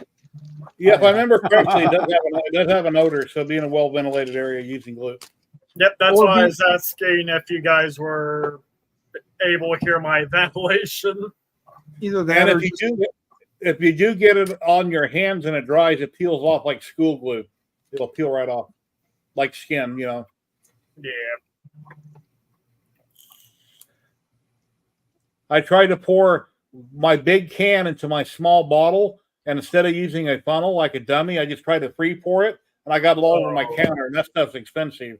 I understand I got it for free for the project, but that ain't the point. That's all the less I had, so I was trying to scrape it up with something, get it back in there, and and not waste it. Mm-hmm. You can wax with glue. Now that hurt. Yeah. I mean, I hear people that use it as bed adhesion, which that is absolutely madness to me. Yeah, I think didn't they do that at come on, help me out here. Smurf? John or Yon, didn't John proper printing? Did he use it on his print bed? Zach, you were there, weren't you? Didn't you go to that one? No. I didn't go to open source, but open source, yeah. No, that's right. I did see him talking with Andrew on the glass plate. Yeah, because he was trying to get anything that would help it stick, so they ended up putting some 3D glue on the bed. I use nanopolymer adhesive. I get it, buy it through TH3D, and that's what I put on all my beds. Whether the bed needs it or not, I put it down because I don't want to take a chance on a big print releasing, and I just wasted a bunch of filament. Yeah, well, they didn't have. There was no Vision Miner at Open Source, so John was going around the event looking for anything he could find that could potentially work to stick. He was so desperate to make it work that he even tried taping down a PLA print and then printing on the PLA print. Oh, it's bed weld. Look at Kenny, he's got bed weld. That's what I use, and it's not expensive, and it's been really reliable for me. Bed weld. Yeah, and I still have glue stick laying around. I haven't used it in a while, but I have used it. One thing I've never used, and Zach is holding it up. I have never ever tried hairspray. But if I did, I would hold the build plate away from the printer and spray it. That way you don't spray all your electronics. Yeah. I've never tried hairspray. And I know don't put a match TH3D. in front of that stuff. I was gonna say, I know TH3D Tim. I know he has or had a bed adhesive that they were working on or they had for sale for a while. I don't know if they still do. Tor left to go eat. That's right. But I've been wanting to try it or wanted to try it. I don't know if it's still available. I really need to get back into the swing of things and see who's doing what. So Zach, you got to tell me, I know me finger or what? We do, yes. What? All right. Tor's still hiding. Tommy, I know me finger. Oh, this? Oh yeah. You know who Tommy I know me is, right? I may. The guitar player from Black Sabbath. Oh, okay. Yeah, you had to Yeah, say with his fingers. Yeah. Yeah. This the other day I got my lathe took a chunk out of my finger. Oh no. I'm gonna do something kind of shameless here, guys. Tor, I ran out of the Vision Miner a while back. If TH3D wanted to send me some to try, you could probably find me in the orders list. You know where to find Dan. Yeah, I put Vision Miner. I put it on a cold bed. It doesn't dry up as fast. I use a little brush it every which way, back and forth everywhere. Then that slowly dries up. Or you turn the printer on, heat up the bed, it dries up too. Then I take the little metal brush. You buy them on Amazon. They're flux brushes, is what they are. And I just rinse off the bristles with water so it doesn't goo it up. And I got shameless stuck in my head. Thanks. I'm shameless. You know, Garth Brooks. What's that stuff that had the sponge I used to use? They sold. I still have that somewhere too. It's a bed adhesion. It's like a dauber at used for bingo. Was that Magic Goo? Yeah, Bedwell. Magic Goo. Magic Goo. Oh, I've not heard from them. I got in a hurry with Magic Goo a long time ago, and that sponge had dried to the top. So when I unscrewed it and pulled it off, I didn't know I pulled the top off. So when I dumped it on the bed, I dumped it everywhere. I tipped it over to wipe the bed, and I just spilled it everywhere because the sponge got hard. Yep. So yeah, I'm testing out new resin combos for dice, and I do test molds like this. It's very interesting, sir. Nice. And my two original CR10s that came with glass beds, I kept the glass, didn't use it. I went to the glass shop and I got mirrors, since mirrors perfectly flat, and I put two real thick mirrors on my CR10s. That's what I used to use on them with ABS or whatever. By the way, hi, Scott. Who let the dogs out? I use glue stick. You know, when I got desperate there for a while, what I would do is I would take a glue stick and shave it, cut it down into little shavings, and then drop it in rubbing alcohol. Hey, Thunder Keys. So that was a stupid thing I would do, but it did work. I mean, it may not have been great, but just Thunder Keys. I think I'm following him on TikTok recently. I'm pretty positive. If it works, then it works. Stop. Get yourself a couple of the 50-cent or 99-cent glue sticks and just take a blade and just shave it into a little bit and then just slosh it around in some rubbing alcohol for a while and let it dissolve and break down. And awesome. It works. Cool. PC, I have two puppies. I have their sisters from the same litter. They're not out here right now. The wife and daughter are in the house currently holding the furniture down so it doesn't float away. We bought helium-filled furniture. No, Matt has high blood pressure and some other issues he's working on. So he's taking a break from streaming for a while. He'll be back at some point. He needs to take care of his health. Yep. You know, last time I had healing, my voice was rough.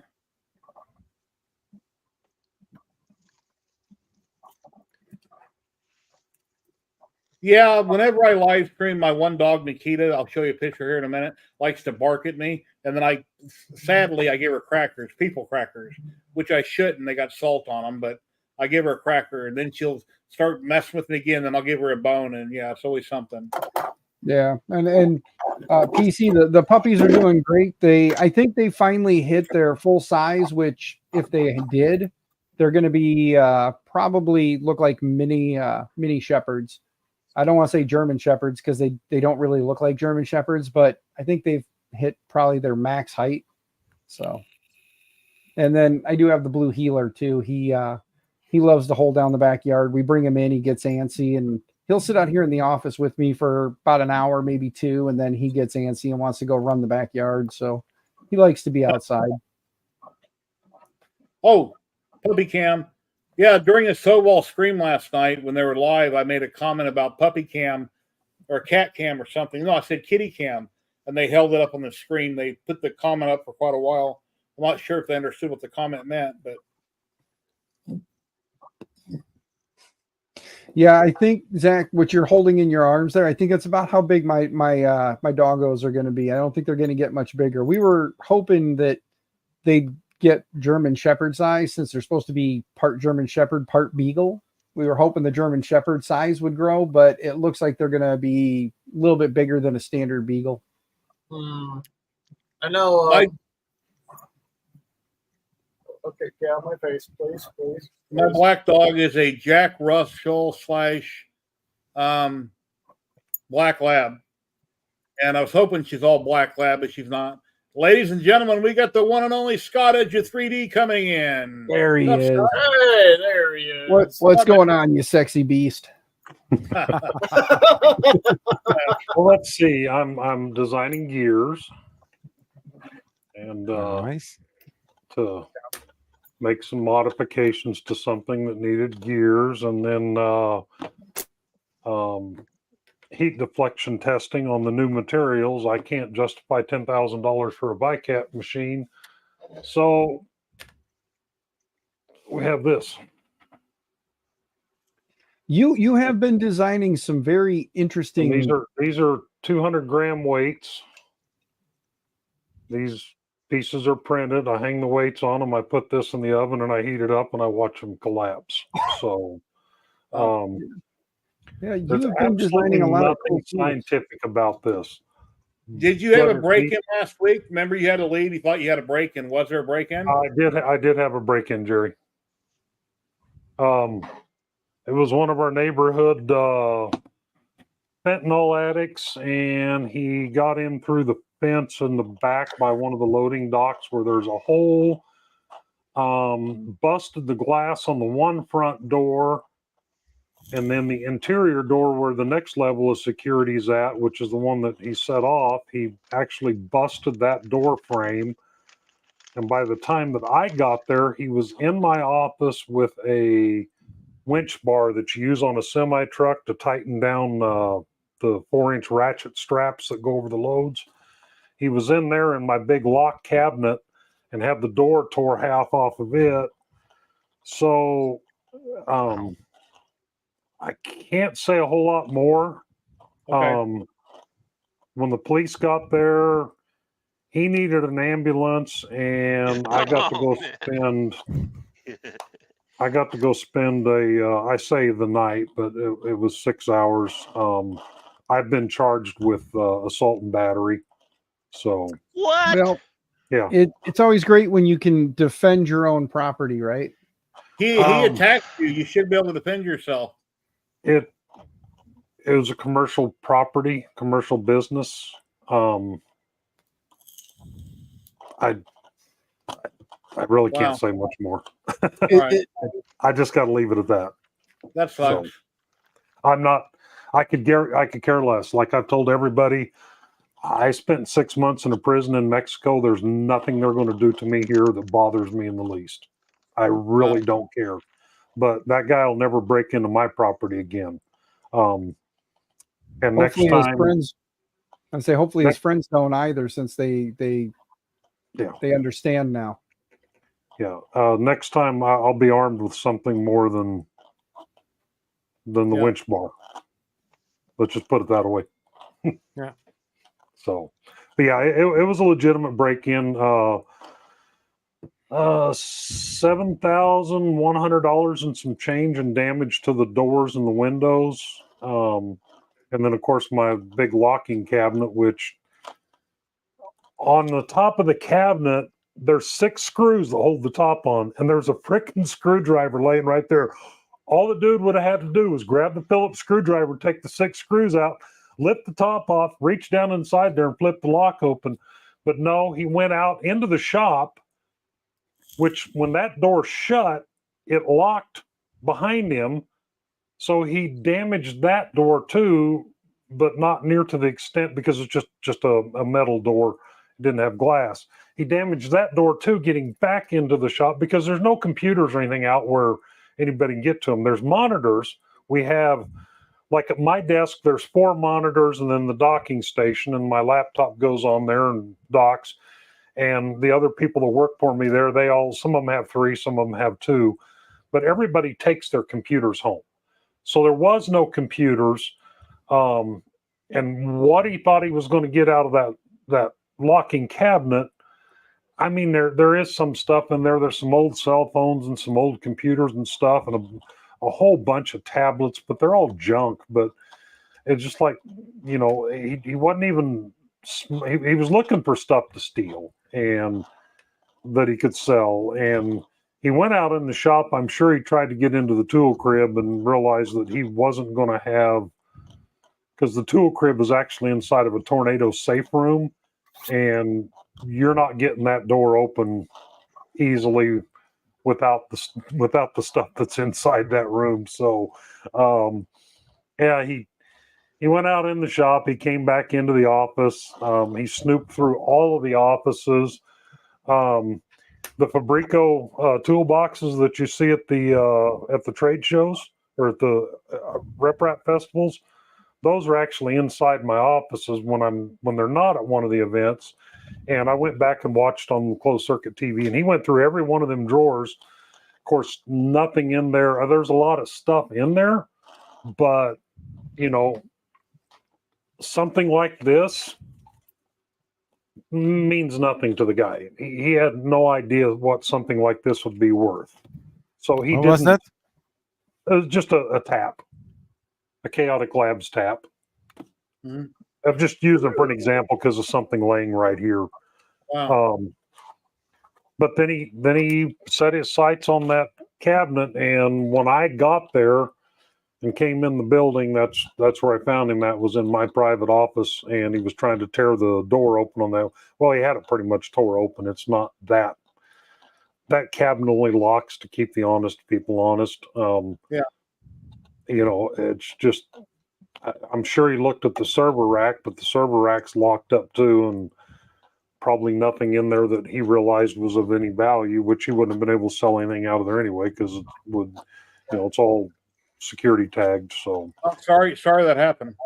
yeah, it's just it's the age we live in, man. It's the age we live in, and these people get that monkey on their back, and they just make really stupid decisions to feed a habit, and it's just sad. It's really sad. And had he just left when I told him to leave and that I'd called the police, that would have been the end of it. But he chose not to, and yeah, it went downhill from there till the cops got there. Yeah. So he And then I went wound up face down in the gravel with handcuffs on. Go figure. But Hopefully anyway, your camera should back up everything. And stop, dog. Your camera should back up. I have a corporate attorney, which she doesn't do criminal type stuff, but she came by the office on Monday and she looked at everything I had and had me screen capture a bunch of stuff. And somebody else in her law firm does do criminal defense, and she took it for him to review, and he got a hold of me on Tuesday, and he said, dude, you don't have anything to worry about. This ain't even going to make it to the court. He said, just go on.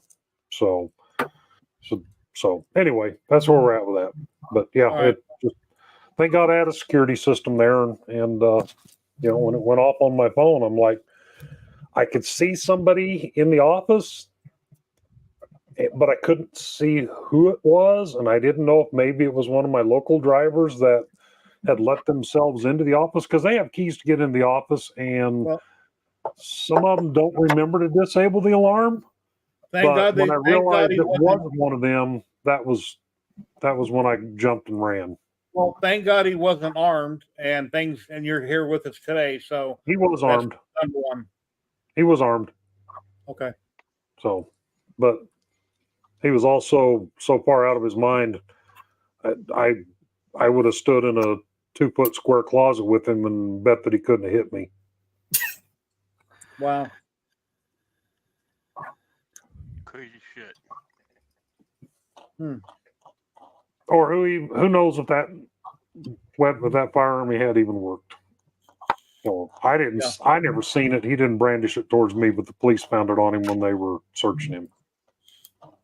And I'm sure it's stolen too, out of somebody's car, because that's their favorite thing to do around here is bust windows out and go through your center console and glove box. Yeah, my property in Trump years ago, somebody tore apart my split unit on my air conditioner, cut all the copper out of it, which became worthless. Then they tried to break into my garage, but instead of breaking the window, they tried to take a pry bar, bust the stucco, and they bent the frame up really bad on the window. It's like, why? It doesn't make sense. And I never caught them. I was in Vegas, but I had insurance. So anyway, I'm sorry that happened. Yeah, I just, I'll handle it differently next time. I'll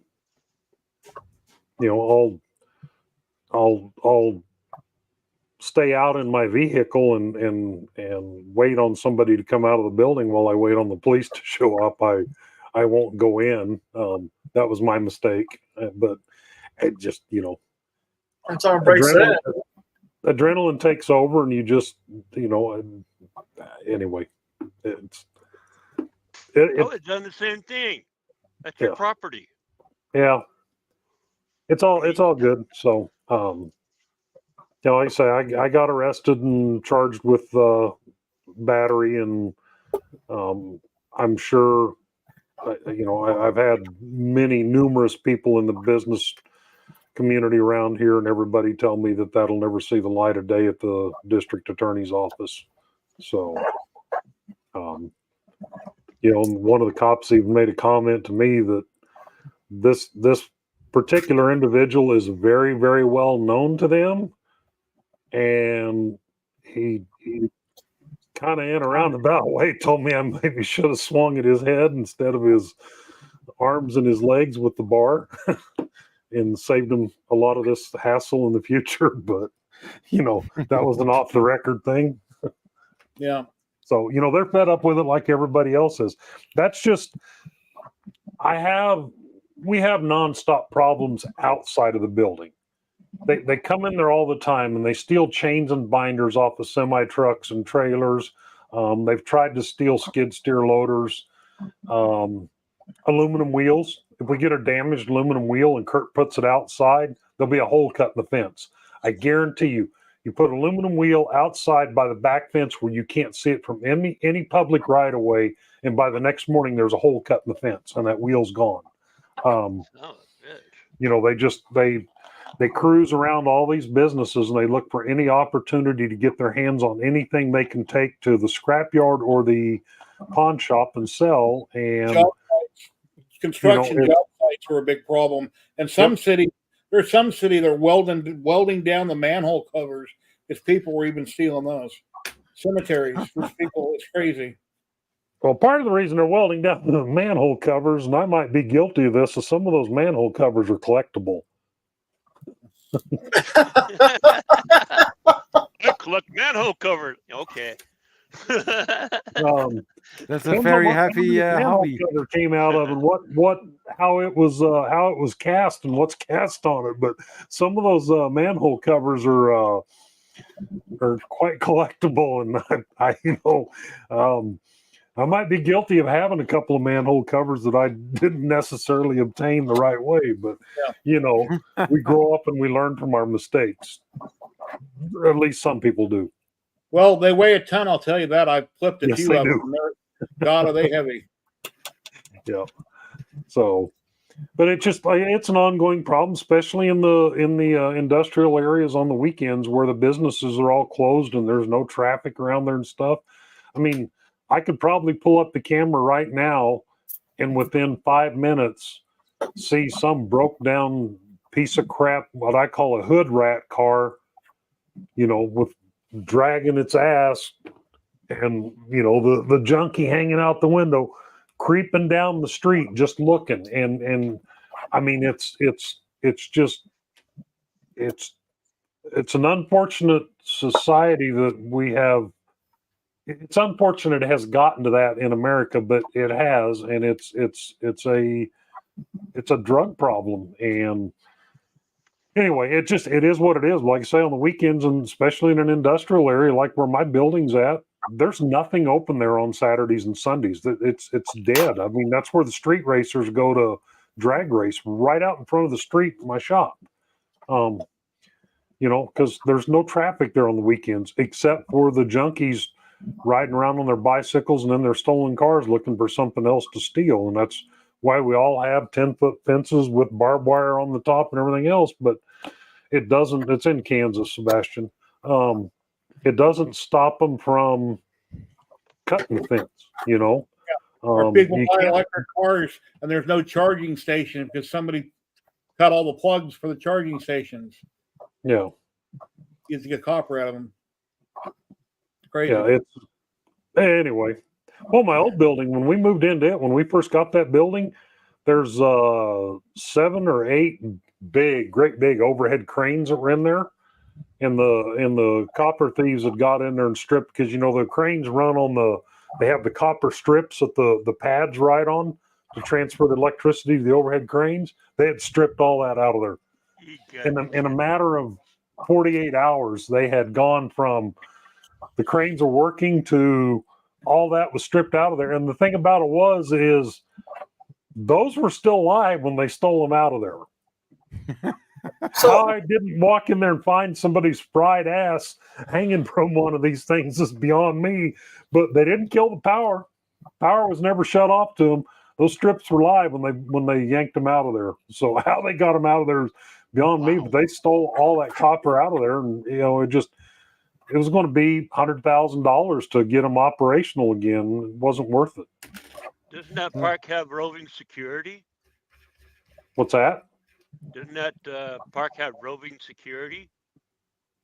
Which I'm not in an industrial park. I'm just in an industrial area.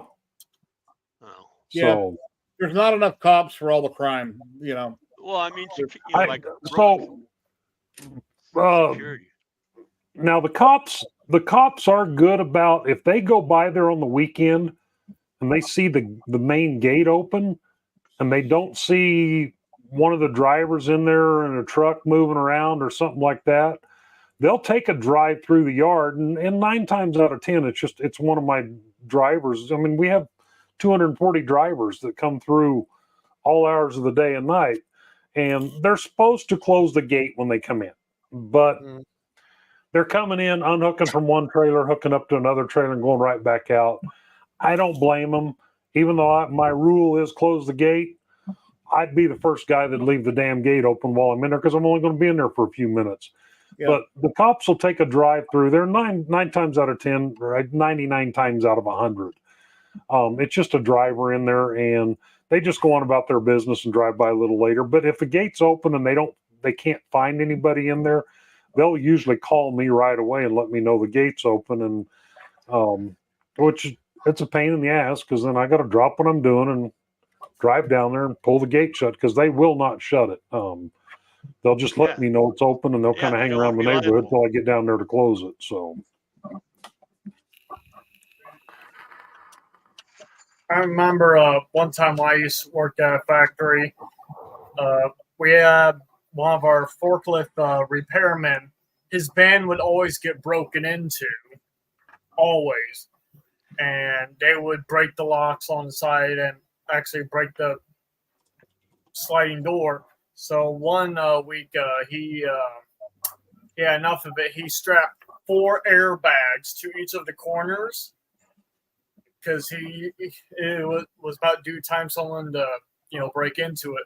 And I wish I had that security footage, but when they attempted to open, it blasted the whole door off the frame and just here's the thing with doing something like that. It's a booby trap.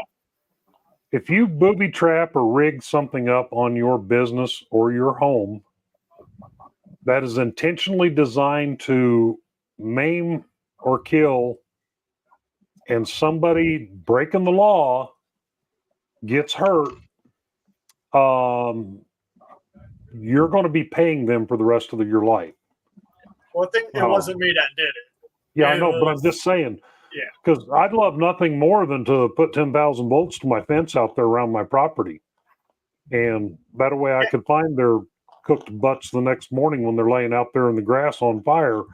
But the way the law works is if you booby trap or rig something up that intentionally causes harm or death to somebody, even though they're breaking the law, you're liable and they can sue you for everything you got and everything you'll ever have. And they'll win because in this litigious society we're in, the do-gooders will side with the criminal over the victim. And I heard about that happening in Vegas years ago. Somebody put a bunch of nails on a board inside of a window because they kept getting broke in, and the person breaking in got hurt and sued the homeowner. Wow. Yeah, it's anyway, back to 3D printing. Yes, sir. None of the 3D printers at my office were harmed, and there's a whole bunch of them there. So no 3D printers were harmed. The guy wasn't interested in I it. didn't even know what it was. Probably not. Now, one of my big Saturn V rockets, it's about 6 foot tall. It was harmed. I might have missed one of my swings, and let's just say that the Polylight Silk White PLA it explodes when struck at very high speed and force with a metal bar. Oh no! So the rocket died. And the police were asking me when they were in there going over everything. After I was arrested, but it's a screwed up deal. Anyway, I was arrested and then I was taken back out of handcuffs so I could go in the building and show them everything's wrong, and also so I could call one of my guys to come down there and lock things up. Shenanigans rating with 4 people. Shenanigans. Hello. How are you doing? How'd your stream go? Thank you very much for the raid. My name is Jerry with 3DHP. I stream every Saturday on YouTube and Twitch, 12 p.m. Pacific. My dog is barking. Welcome in. We talk about 3D printing. We talk about lasers. We talk about a little bit of anything, everything. Resin printing, CNCs, painting. No politics. Yeah, we don't do politics. Thank you. I hope you had an awesome stream. Please consider following. I'd really appreciate it. Anyway, the cops were asking me what was the value of this, what was the value of that as they're filling out the report. And there's this busted up 3D printed rocket everywhere. And they said, what's the value of this? And I'm like, don't have a clue. 150 grand. I told them it's got about $80 worth of filament in it.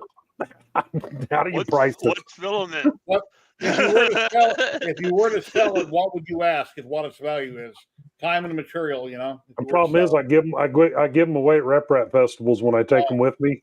Kids that show interest in them, I give them to them. So, Yeah, it was funny because he was asking what the value of it was, and I'm just like, I'm not worried about it. It doesn't, yeah. Anyway, but Shenanigan, if you'd like to drop in, here's the link. We'd love to have you.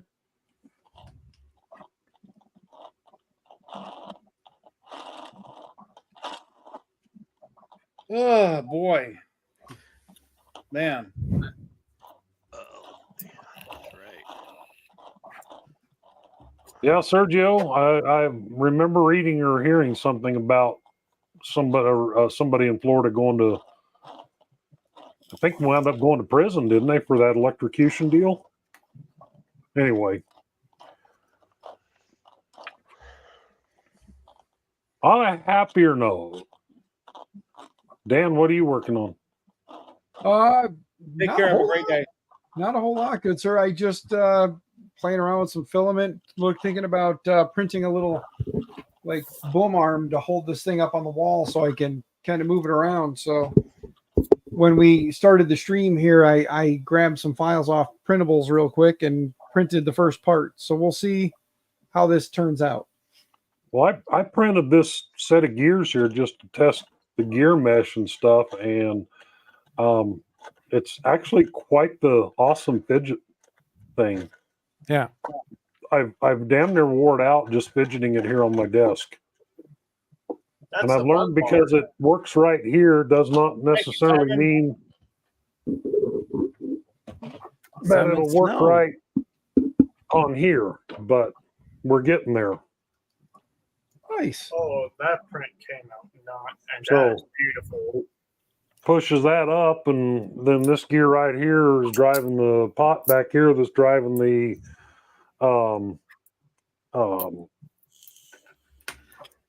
what the hell is it, the computer, the Arduino that drives the screen. So because in the original Arduino setup design, it was having to use the when the hammer would swing up, had to try to capture it at the top of the swing, and the refresh rate, I just wasn't confident in the refresh rate.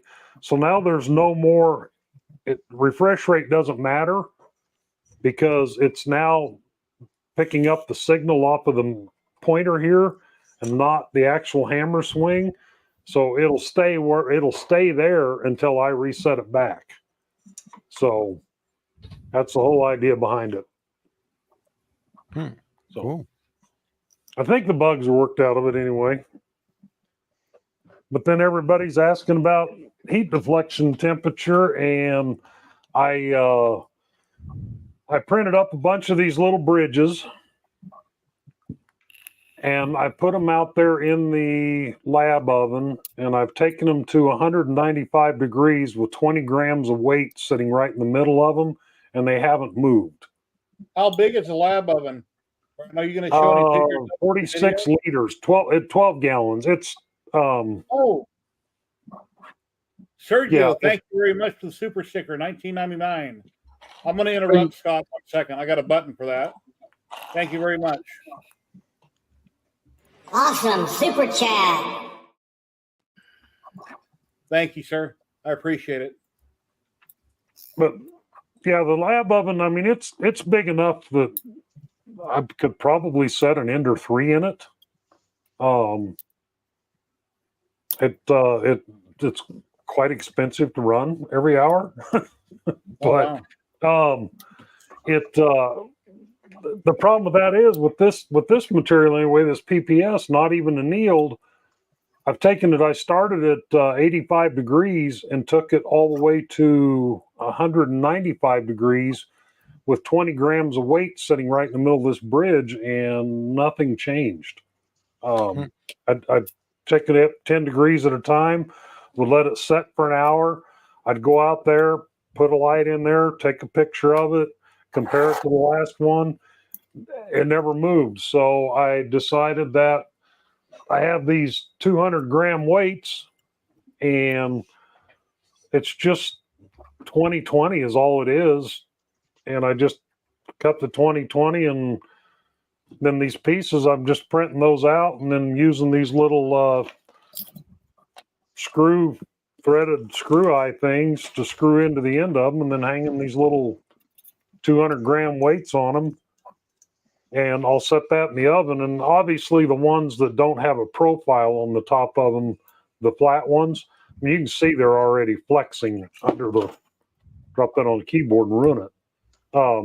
They're already flexing under the weight. I don't know how well the camera's picking that up, but they're already flexing it at ambient temperature. So they're going to bend pretty quick. I've got to break out another $70 roll of the PPS because I've used up everything I've got so far, and print some of those, and then I'll run a set of tests raw that hasn't been annealed, and then each of these different materials. What I have on here right now is PET carbon fiber and PA6 carbon fiber.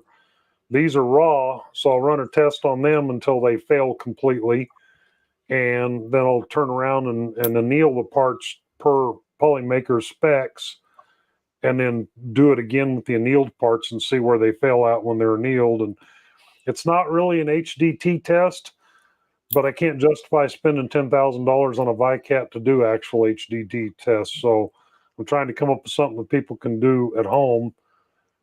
And I don't know that you could fit this in a regular toaster oven, but a bigger toaster oven you could slide it into. So, or you could just shorten the legs up. Does the sound change much after annealing? Got a question. I have not noticed the sound changing on the PET carbon fiber once it's been annealed, but I really haven't. It still has the metallic sound to it when you hit it. I mean, well, that's PET, so it's not going to make. I don't even have any up here. Here's an annealed piece right here, and I don't have anything to. But not really. I haven't noticed. What I need to do is take and print another one of them turbine fans out like I did in the very first video. And I actually need to print two because the one I did in the very first video is not the formula that they're selling to the public. Print two of those out and anneal one, and then flick the little vanes on them and see if there is a difference in the sound. But and then the rig that I built for doing the I don't even know where it is. It's in here somewhere. I built that rig that's basically using some boron gantry parts. Oh, I don't even know where it is. I did get the PA6 or the PPS carbon fiber. I did get the unannealed stuff to fail on that. It failed somewhere between a 95 and 105 degrees, because at 95 degrees, I was still able to put 15 Newton meters of torque on it. And then when it got to 105 degrees, it failed. And what failed is the pieces themselves bowed around the belt. And then the belt, where the belt teeth were, it pulled the belt teeth out of the, just basically laid them out. So I've annealed the parts and tried it again, but the problem is the belt fails now before the part fails. Even the high temperature Gates belts, I've got a whole roll of high temperature stuff right here, and it fails before the parts fail. So we're going to go a different route. And I really need to clean this office up one of these days. Yeah, come to my house. I need help. Somewhere up here, there's some 8mm chain and chain links. Some real tiny, like bicycle chain, but it's real tiny stuff. So I'm going to build something out of that where I can put a load on stuff and load it until it fails at temperature without the belt, being the weak spot. But I don't know where it all is. I've been working on so many different things. Crap's just scattered everywhere. Yep. But I did notice something on the PA6 glass fiber. It's it's, I don't know if the camera will pick that up or not. You can see that white residue, Mhm. Yeah. and you can see on the back side of that white residue, that's only printed about 50 grams. And obviously we had a leak and a problem here, but that inside of that printer is just absolutely coated in that white residue. And I don't know what that is. I don't get that from any other filament, but this, the PA6 glass fiber filament from Polymaker, that white residue is just, it's awful. I mean, you look over there at the Trident, it looks like it's got smoked glass on it. And it's from that, and I quite literally printed less than 100 grams of that stuff, probably more like 50 grams of it. And the inside of that printer is just destroyed. I mean, everything, the fan blades are white. This has got all that white crap all over in it. So I don't know what that is. What does Polymaker think about it? If that's going to hurt the product. Yeah. Yeah. Oh, I don't know if the camera will pick it up. Look down here on the, see if I can get the camera to focus on this. Look down underneath here, right in here. See how bad that is? Yeah. Let me grab a Q-tip. You said that was PA6, right? Yeah, the PA6 glass fiber, not carbon fiber. But get this camera to focus again. All right, because I have PA12 carbon fiber. Yes, the carbon fiber stuff doesn't do it. But see, I took that Q-tip and it wipes right out of there. But I mean, that stuff is just awful. Absolutely awful. I wonder if less than 100 grams. I wonder what they're using for glass fiber, if it's a fine glass dust that they're putting in there, and as you're printing it, maybe it's popping and releasing some of that into the printer. I don't know. I'm gonna take photographs of all this and send it off to Nick to talk to his engineers about, but I'm not going to use this anymore in my printers. It might not be safe to get on your skin because because of what it is. Jerry, Oh. I'm not worried about what gets on my skins. I suck on a vape all day long.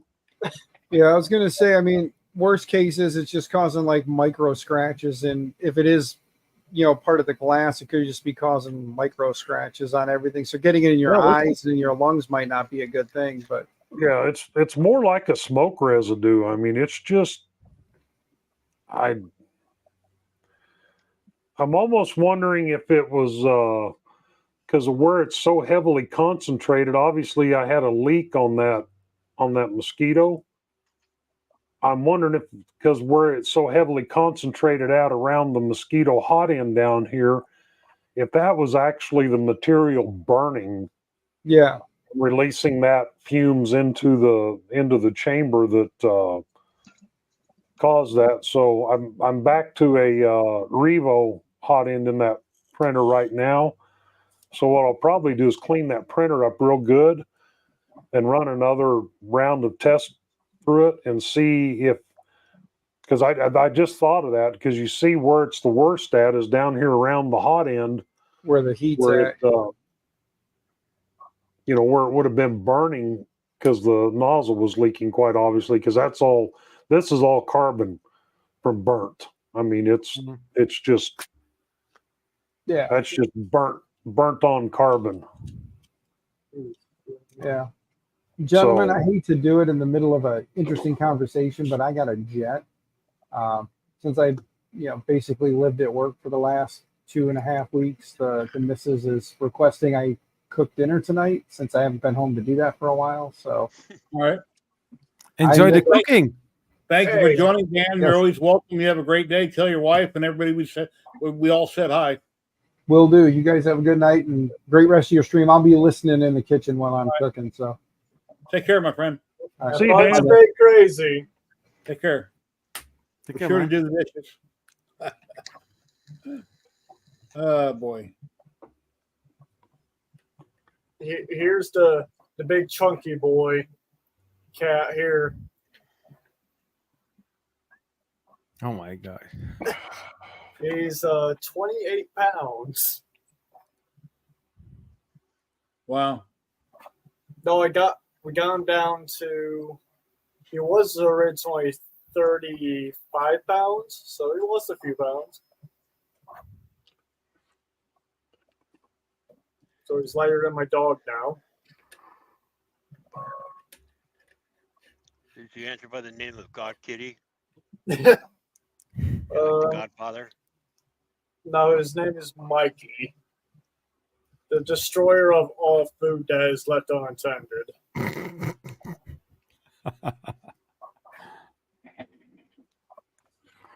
Like, he's worse than my dog, aren't you? And here's that model I got to start working on for my son. I've got all the parts printed that I've showed you before. I just got to clean some of the parts up. I got to cure some of them and then start gluing things together, then prime it and start painting it. That's going to be a beautiful print. Yeah, I named my son when he was born after Brandon Lee, Bruce Lee's son. I got another Voron 2.4 I got to start building. Cool. I got to do the unboxing video on it first. It's still sitting out on my living room coffee table where I unloaded it at when I got home from the office 2 weeks ago. Cool. What's that called, Zach? This is a plague doctor that someone made based off of my cosplay they did. So No, Mr. Diesel, I haven't done the poly dryer video yet. I'm trying to straighten up my work area so I can get it done. this also acts as a dice tower as well. My wife's been on to me about getting that video done since I've done a couple other videos that I probably should have done that one first. Cool. That's nice. I'm actually shocked. Don't forget to show them the little secret on the poly dryer. You know what I'm talking about, Jerry? I haven't unboxed it yet. It doesn't come in the box. The secret I'm talking about. But you can use a Bowden coupler and screw it right directly into the box where the rubber covers are at. Okay, I think I've seen that in your video. Yeah, I don't know if that was by design or by accident, but like a reverse Bowden setup. Yeah, I don't know if that was by design or by accident, but they fit perfectly.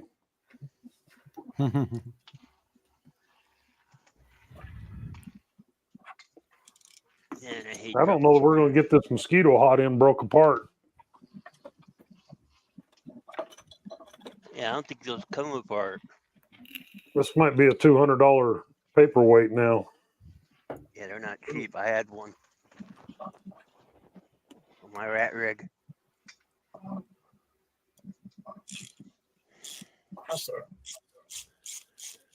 It either unscrews or it breaks the threads and looks like it unscrewed. I got that out. I'm more worried about getting the. I'm not sure where it was leaking at, but more worried about getting the thermistor and the heater cartridge out of there so I can clean up the block. Doggone it. But I'll almost bet, based on all that burnt, because that's definitely burnt. That's not just melted. That's pure carbon.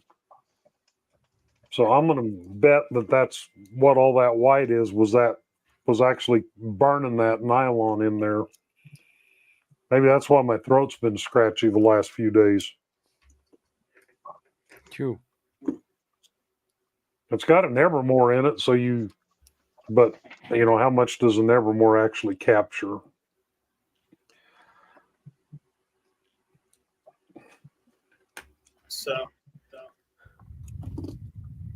Well, I'm glad summer's starting to slowly wind down. My power bill should be going down this next month.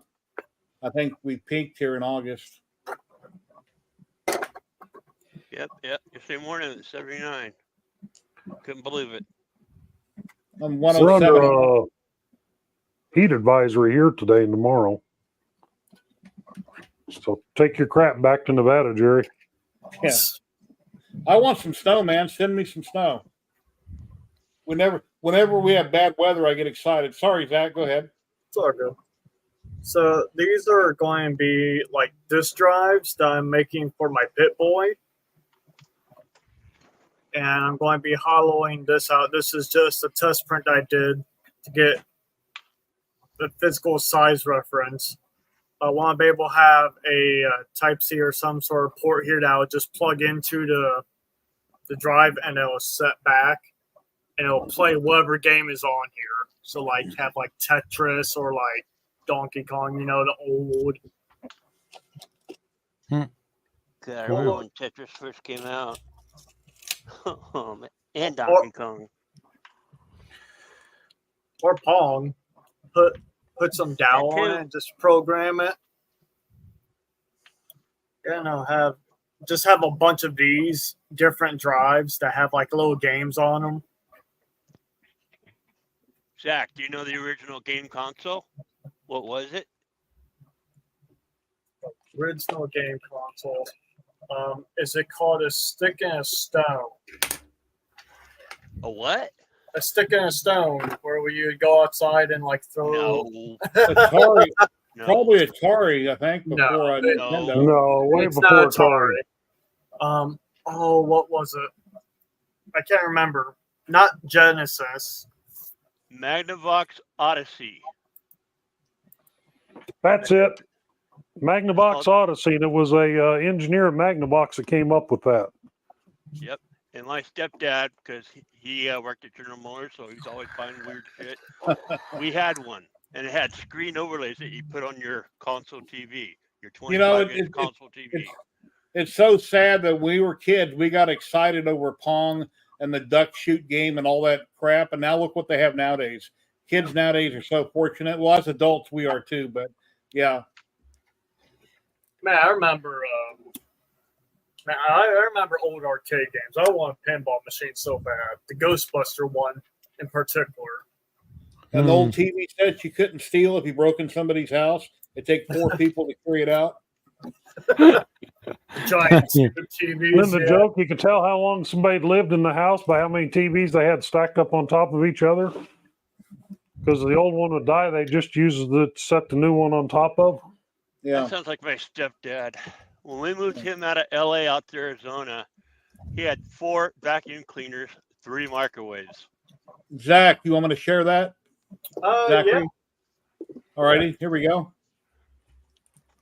So, you know the shit that I showed photos of earlier, right? These are the figureheads that are going to be. I'm going to print one of each one because I'm going to display all their stuff and, like, you know, advertise it. But, like, this is going to be my first one. This is my favorite out of the 5. Oh, wow. Nice. Well, I would say that the Slice Engineering thermistor is junk because the thermistor itself came out of the tube.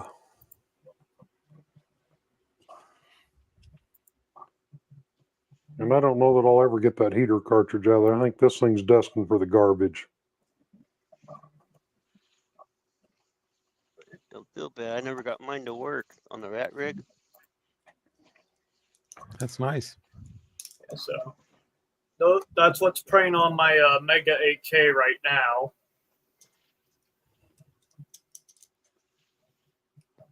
Hopefully, I can have that done. Well, it says it'll be done in 8 more hours, so we'll see. Nice. Yeah, Tor, that's what I'm going to do is throw it in the oven. Close that out for us. Problem is, I don't know that the oven is going to help any with the carbon that's cooked on there because that's obviously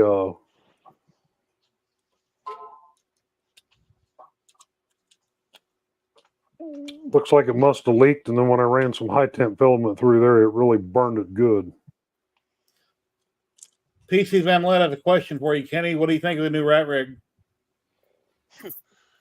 Hey, I'm going to Like I said, I had head a off. rat rig. See you next week. Bye bye. So he's asking, what do you think of the new rat rig? The new one I really haven't studied it that much to say anything about it. Okay. Because once I sold my rat rig, I kind of lost interest in the brand Oh, name. Zach. Didn't Nothing realize against that. the brand name though; they're excellent. I love their machines, but I had bad luck putting mine together. Take care, Zachary. Yeah, good one. Here's a link then we'd like to drop in. If I know who you are, you're welcome to come in on camera, talk about what you're working on, and promote yourself, as long as it's hobby related. But you keep letting me in here, Jerry, so the bar's set pretty low. You know that, right? Oh, you're a good guy. You're always.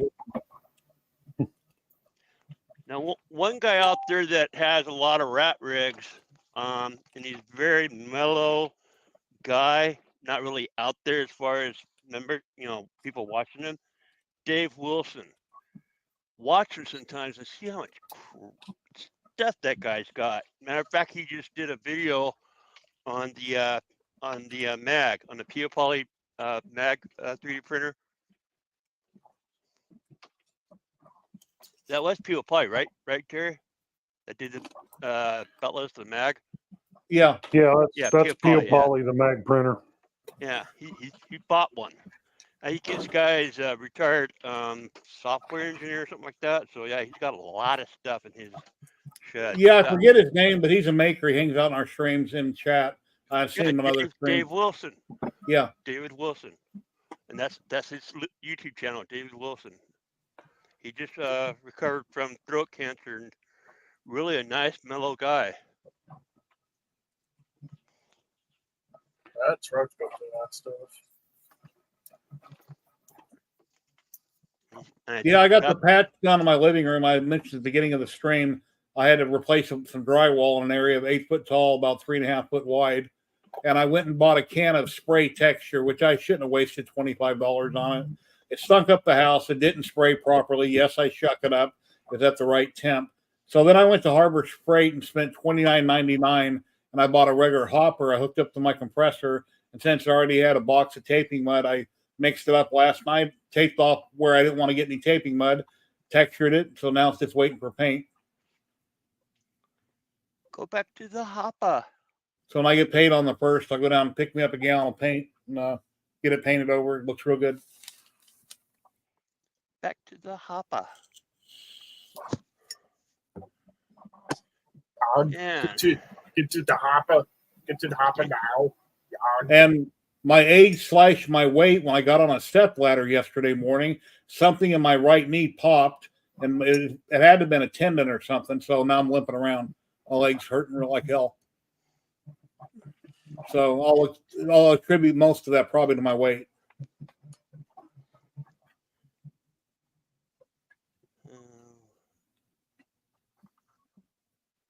The hopper.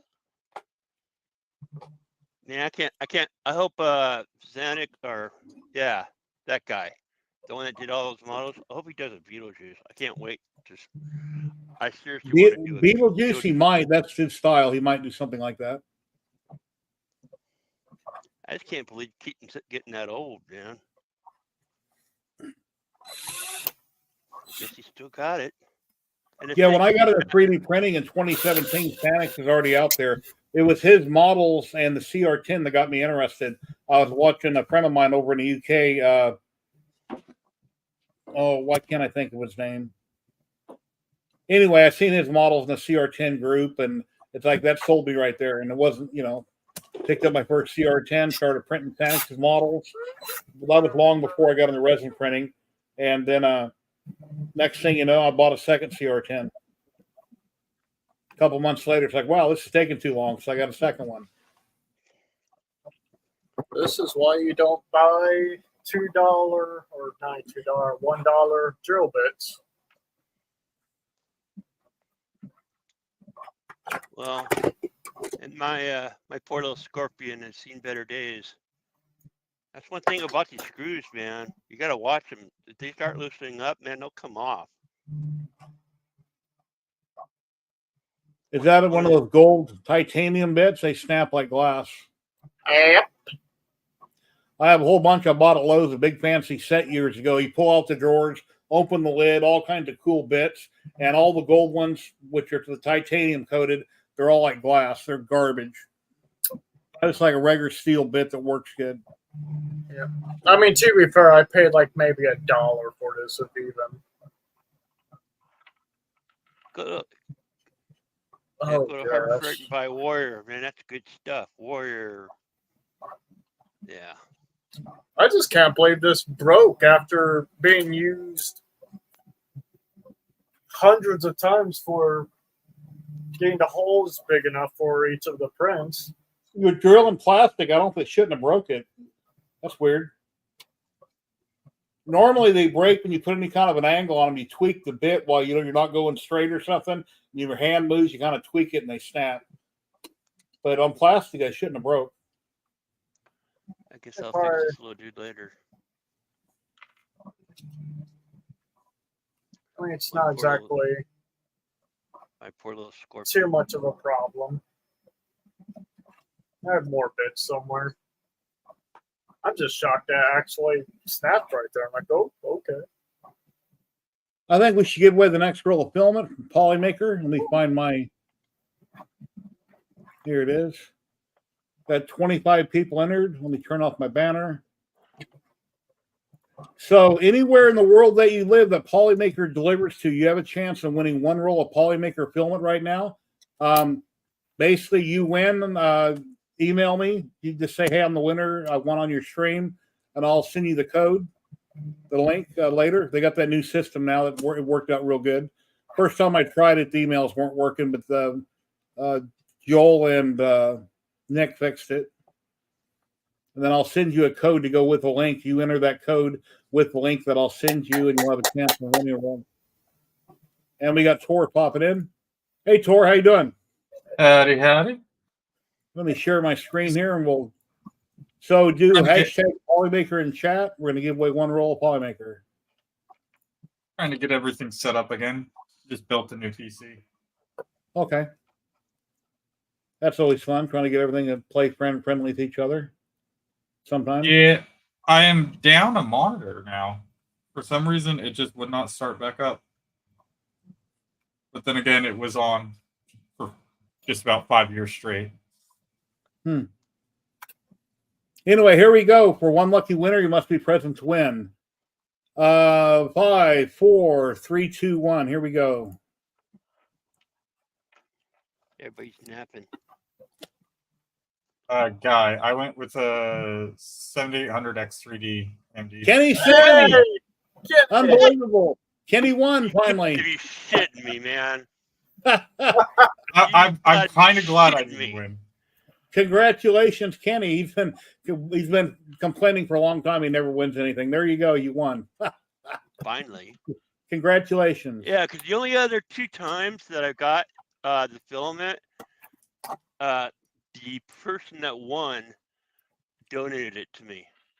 I didn't actually, win per se, but right on. Finally, thank you. Thank you, God. Yeah, I know how to get a hold of you. And there is a God, man, because I mean, I don't know if anybody heard earlier, but like last week I was talking about my Alienware, my expensive freaking laptop that's in my office, my i9, and I got it back from the shop Monday because again, when I opened it up to clean out the fans and the dust and all that, I screwed up my fans because I gave it too much air, and those things are delicate, the laptop fans are. So I had to order the fans, got new ones, and then as I'm putting it back together, I'm noticing I pulled apart my video port that hooks up to my my screen on my laptop on the Alienware. So I take it to the shop, $85 later. And then as I'm putting the heat sink back on, I'm noticing the thing moving a little bit. The port, the new one I just had repaired. I'm like, oh shit, I don't want to bend those pins. And I finally got the heat sink through. I'm talking a copper pipe. And I just said, little baby Jesus now. I put a lot of time and effort into this laptop. Please, I need my screen to work. Come on, little baby Jesus. And I'll be damned if it didn't work. Awesome. So what have you been up my to, Tor? How you Alienware's been? back up. Not too bad. Just redoing the office, getting prints going. Just got this PC up and running yesterday. All right. Yeah, I seen Sobol was live last night. Did you notice that? I was not on last night. I was catching up on sleep. I actually Did- fell asleep on one of our Is that streams. a wall mounted PC tour? No, Oh, it's a one of the short, stout ones though. So the I thought it PC was for that, the I thought you were pointing at something there behind you. So oh no, that's the Voron. Getting prints going on that. Then a rack of tools. Yeah, they had 3 makers on with them last night with suggestions, and I suggested that they get Polymaker profiles and Orca slicers. So Okay. That is there you go, Thor. I have not hardlined this time. I just got a cheap water cooler and it works, so I'm happy with it. What That video is a- card is that? Let's turn on the unicorn vomit here. That is Well, beautiful. I got mine going. I'm running low on. I Oh, don't know if yeah. the camera will pick it up, but I'm running low on fluids. You can see it cascading. Oh yeah. It's going to fill it full of air bubbles, but yeah. nice. You know what's sad a few years Alexa, ago is lights is off. when. Go ahead. That tower was taller than mine. I got a glass tower. There you go. What card is that? RTX 2080 Ti Super something or another. I don't know. Yeah, I got the 2080 Super. It's a good I card. got I I'm don't- doing today. It's I a got Ti. I don't even power this computer on anymore. But you can see now real well that it's running way low on coolant. Yeah. So I need to top Yeah, I that gotta- off because that's just going to fill that system clear full of air and make it all cloudy. I got a 1080 Ti in mine. In 2 Alexa, years, I got my lights on. Social Security. Alexa, all- lights on. In 2 years, I let's- get my Social Security all upgraded. The laptop, the Alienware has I believe a 3080. This is mine. That's why it was real expensive. I was still working when I got that. Nice. Nice. From an 8700K to a 7800X3D and 64 gigs of RAM. Hopefully now I won't lag on videos and stuff. Now this got 64 gigs of RAM in it. I don't remember what it has for a processor on it. I built it like 4.5, 5 years ago.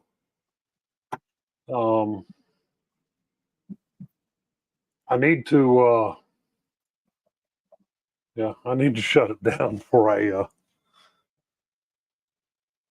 because now the water lines are just pure clouded up from all the air going through the pump.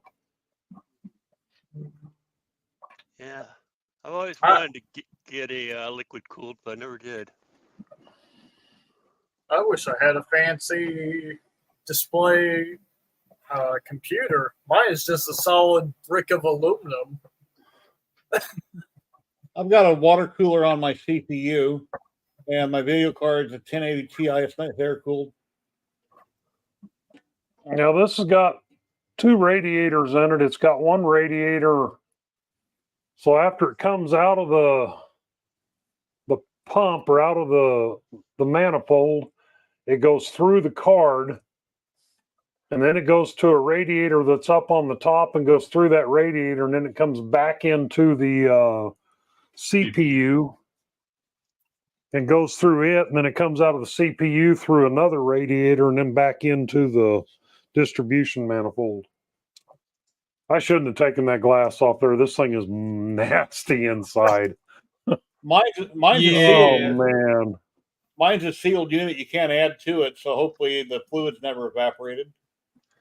Mine's not sealed. You can add to it, and there's a above where the water feeds into it. There's actually a vent. And that's where it. I take my since I live in Vegas, I take my computer every couple months out front, hold on the fans with my hand so I don't over rev them, and I use my air compressor to clean out my PC. Yep. Because everything gets, and it does have a screen underneath the glass on the front to catch dust, but that doesn't grab You mean everything. like this? Yeah. Yeah, but watch I it. vape in here, so that doesn't stop vape. And vape is far worse than dust on PCs. Yeah. Probably the worst thing you could do to them, besides smoking around them. Well, yeah, Is cigarettes, vaping. all that yellow tar you can get on everything. Yeah. Yeah, vaping's almost as bad. Let me see if I got any more juice. I'm vaping at 6. Almost as My bad wife as said I need to get down at 0.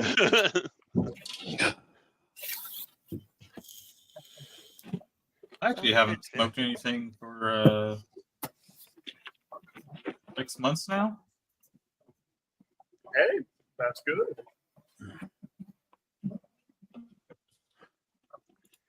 Yeah. I gave up all that stuff. I didn't get up drinking. Well, I actually before I got. Oh, go ahead.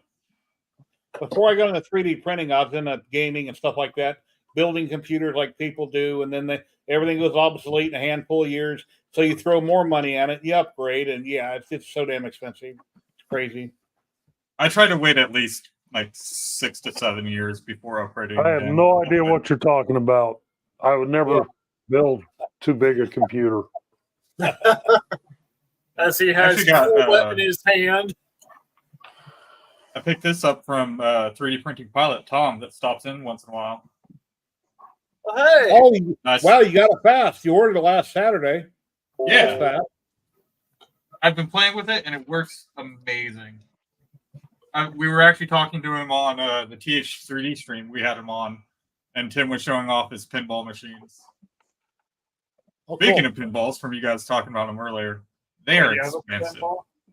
Oh, the $7,000 ones for a standard edition?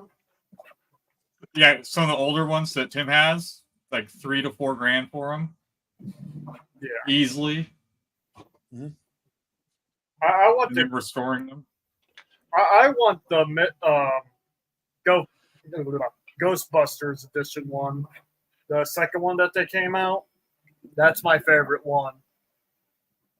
I mean, the metallic one that they released was pretty nice, but it's not that much of a challenge.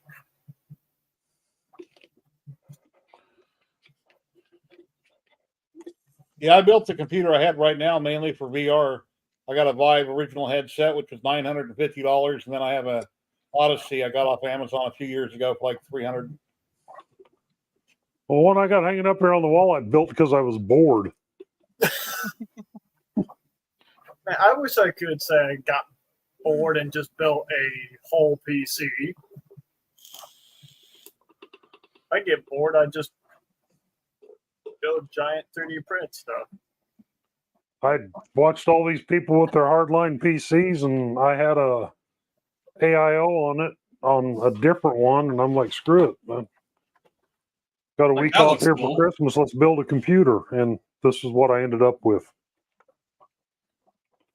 I've always wanted to do hardline, but I've never seen much of a performance gain over even some of the air coolers. And There is AIOs. no performance gain. I'll be honest with you. This cooler right here will do everything that hardline will do, and probably do it better. It's all just about saying, "Look at what I have." That's all it is. Yeah. There's absolutely nothing to be gained by that. Now, with that being said, there is some use cases where if you're doing some really super intensive graphics processing, They'll keep it a bit cooler than stuff that, like but that, where it'll help. But for what I do, no, it just. I've never been known to make good decisions with money, and right here's a prime example. Same. I was watching For a this video build- about DaVinci Resolve and video editing and what type of PC to build. And it depends what type of editing you do. You could build 20 different types of PCs depending on what you're using it for. It's one's good I do for this. everything off of a laptop. When I run DaVinci Resolve on my computer, 99% of the time it just blinks out my monitors, and I got to restart the computer. And then when it goes to render, it's real choppy. It takes a while, but I get my videos posted. But the number one thing is while I'm trying to render, it'll be like 5 or 10% down. All my monitors just go black. I got to reboot the computer. It happens constantly. And I got 64 gigs of RAM, 1080 Ti. It's a Ryzen 7 1800X, which is first generation. I haven't been able to upgrade past that yet, but. And what did we supply ourselves? I mean, what was our vendor? When I built computers back in the day, my main vendor was Newegg. I used to do Newegg. This time I just went all Amazon. It was Newegg a lot of it was Tiger. next day, and Well, I think I went Amazon on most of it, but there's Newegg, Tiger, there's a few companies. And back in the way back day, there was Price Watch. yeah. I thought about getting the 7950 X3E, but I saw that there were some issues with gaming, and this one was just a combo kit. I also thought about getting a one of the fancy AIOs with the screen on them and everything. I was like, I'll just spend the $60 for the same performance. It's like I'm not staring at the PC; I'm staring at my screen, and it's just for me. So the LEDs at this point are mostly to tell me if something's wrong. If they're not on, something's wrong. Well, once I go into this one, and because I don't have it up on the screens, I got my laptops running the screens right now, but once I actually start it up fully, the LEDs will tell me the condition of the it'll tell me the temperatures and the CPU load and the GPU load and stuff like that on the different LEDs on it. So it only starts up in Unicorn Vomit, and then I have to actually click into it, and it switches over to actually using the LEDs for something useful, I guess, if you could call it that. But hell, I haven't used that computer in almost a year. It's wall art. It takes up space that should be shelves. You want my address? LOL. Anyway. Here, I just set mine to CPU temperature, so now I actually know. It doesn't resize. That's yeah. If I move this down here, should be able to bring the computer up. Nope, that's not what I wanted. I'm mostly annoyed that I lost a monitor in the upgrade. Jerry, what was the limit again on Polymaker? I forgot. Take care, Montana Maker. It's $35 coupon. 35. Okay. Also, I quit paying attention a long time ago because I never won. Well, I won. What's his name? Nero's yesterday. I had overfilled my fish tank because I wasn't paying attention, and I was mopping up water in the living room. I heard, "Hey, it's Tor!" I was like, "Wait, what? What's going on?" I think these are on take HDMI water on around the floor. What's that? What's that? I bet that was right. Take water. Yeah. So, so who here? Behind me. So who here does resin work also, like with resin printers? I haven't touched mine in years. I do a lot of resin printing. So I'm obviously just a new grease for the bearings, or not bearings, the linear rails. So I'm going to try this out. I'm going to do a clean tomorrow.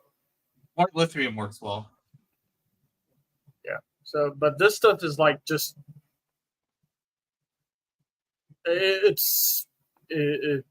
so I'm hoping this will just work like on well. a 3D.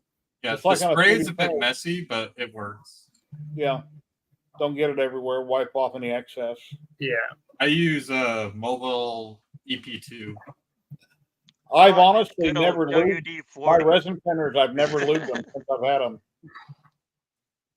And if I don't load my resin printers, I always get artifacting along like large flat prints. Always. Yeah, I'll have to check that. I don't think I've ever lubed them. Yeah, let me actually see if I can't bring one of my prints, the larger prints, and show you what's doing. I've wiped out the lead screws before. I'm gonna get too much gunk on them. Yeah. Let me go grab it. PC Van, you mentioned the metallic ABS. That's what I just got. I got both colors to try out. And then Alexa, Polymaker's lights sending off. me a gift box. Oh, now she listens. There it is with the unicorn vomit turned off. There we go. Nice machine. And not pumping air through the hard lines.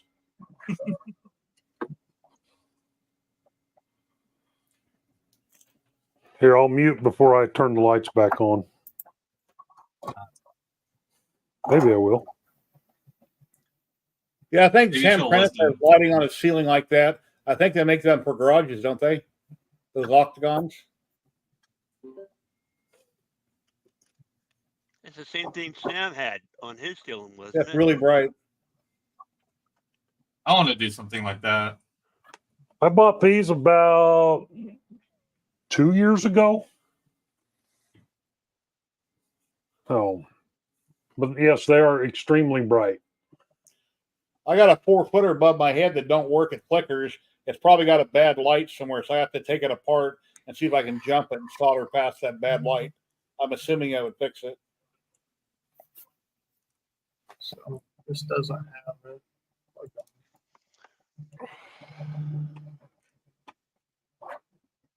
Yeah, sometimes I get slow and I forget to take people off full screen, so just say something. I get sidetracked. That's beautiful. Oh, yeah. So Did you end up filling that hole in the neck?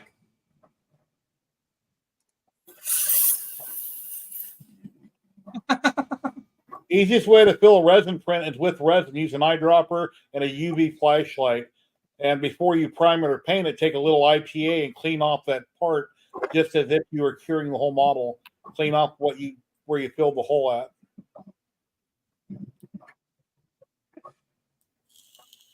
I don't know if I showed this guy last time.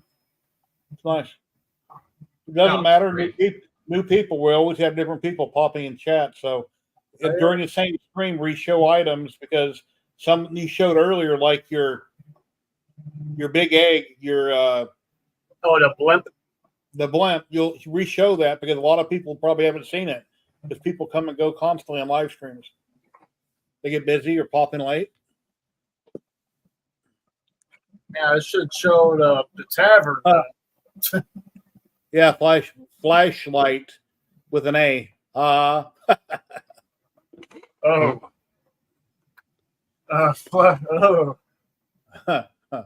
Yeah, And Jerry, speaking of, you know that company is actually here in the valley. What And company? the only reason why I know is because when I worked for a staffing company, one of our sales guys landed that account to send people to. Okay. What, an adult shop? The Fleshlight Company. Oh, they're That's what you're based in talking Vegas? about, right? The Fleshlight. I'm not talking about it, but I see the comment in chat. All right. Well, the company that makes the filament called IWE Color also makes all that kind of stuff too. So yeah, it blew my mind when that sales guy landed that account. It's like, I don't know if I could send anybody to there. Hey, if it's work, it's work. Yeah, I know. well, guys, I'm gonna bail. It's time to go make dinner and take the dogs out. So well, thank you for stopping in, and I hope. Don't. Sorry that you had issues last weekend. You know, that's all Yeah, good. hopefully no more crackheads. we look But we forward to have seeing your insurance next for. video. So When's your next video coming out? Last week, I think it was Saturday night. yeah. A little bit of behind trying to catch up on things. Do you usually edit them and post them that fast, or you usually pick a time and let it do it automatically? So the goal is to get them edited ahead of time and have them drop at noon on Saturdays, but that don't happen because I don't get the editing done. Okay. I've got a bunch of stuff filmed, but I just haven't spent the time. I'm playing around on Fusion and making things and not editing videos. So, Okay. It's yeah. I hope to get another one out this weekend, but we'll see if that happens or not. Outsource your editing.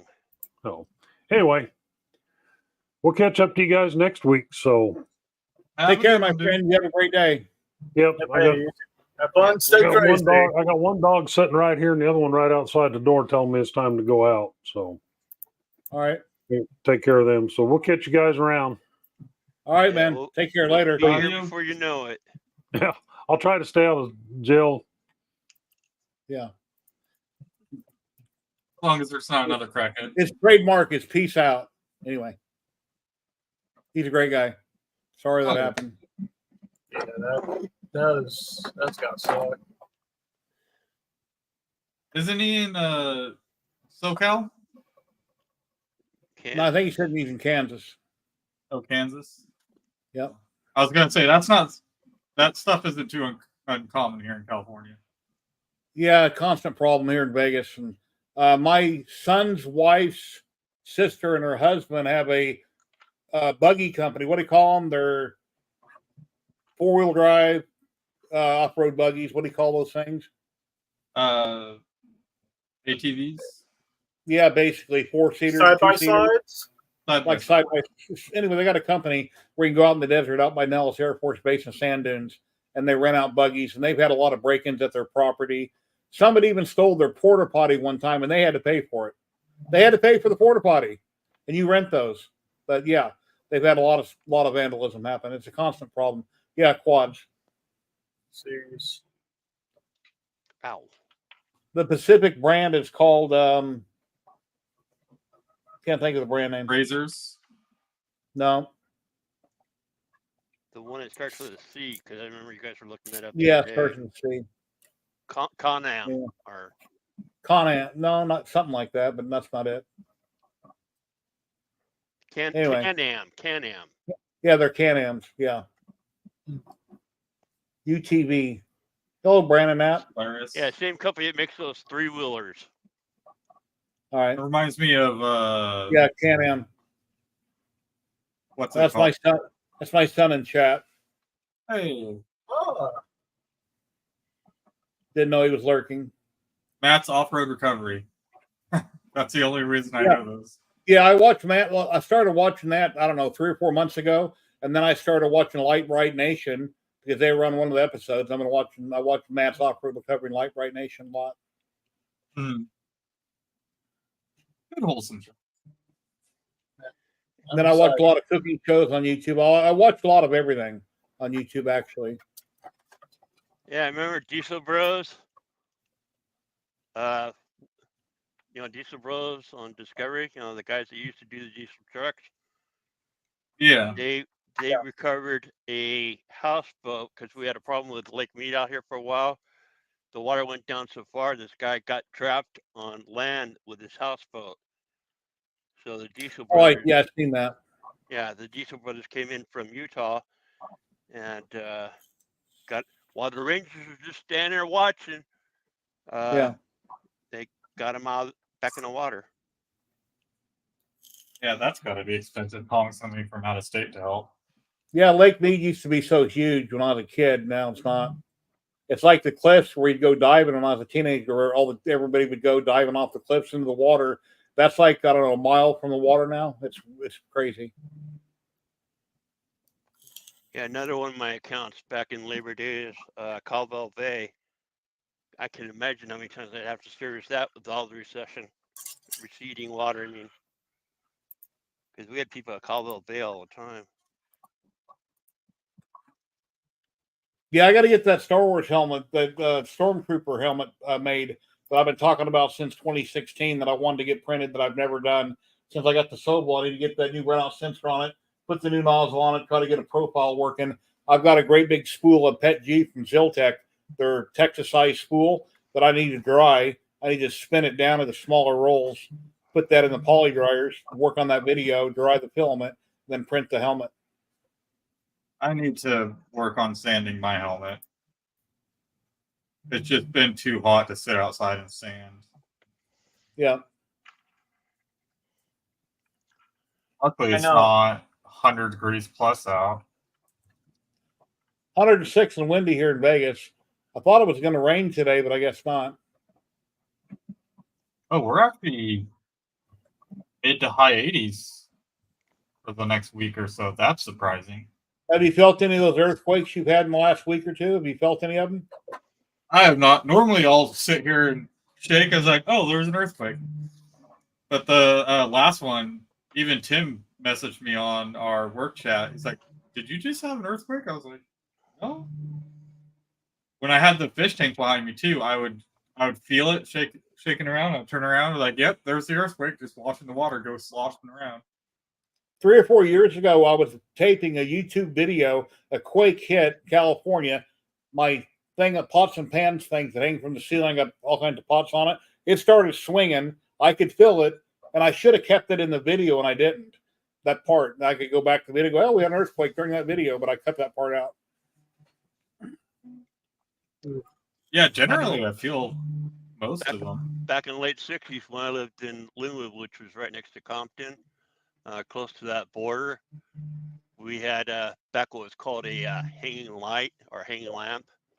Those are a good indicator of earthquakes. Well, when those start swinging, you know you're in trouble. When my son was real little, there was an earthquake and I had a water bed, and you'll swear somebody jumped on the water bed. That's how bad it was moving. I had a grandmother clock hanging on the wall. The pendulum started slamming against the wall. I got up and opened the door to go outside. It felt like a wave under my feet, yet the concrete wasn't cracked.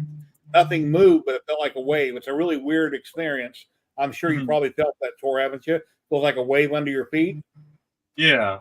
Well, normally I'm in this chair, and it's on a caster, so it's just rocking back and forth. I was like, oh, okay.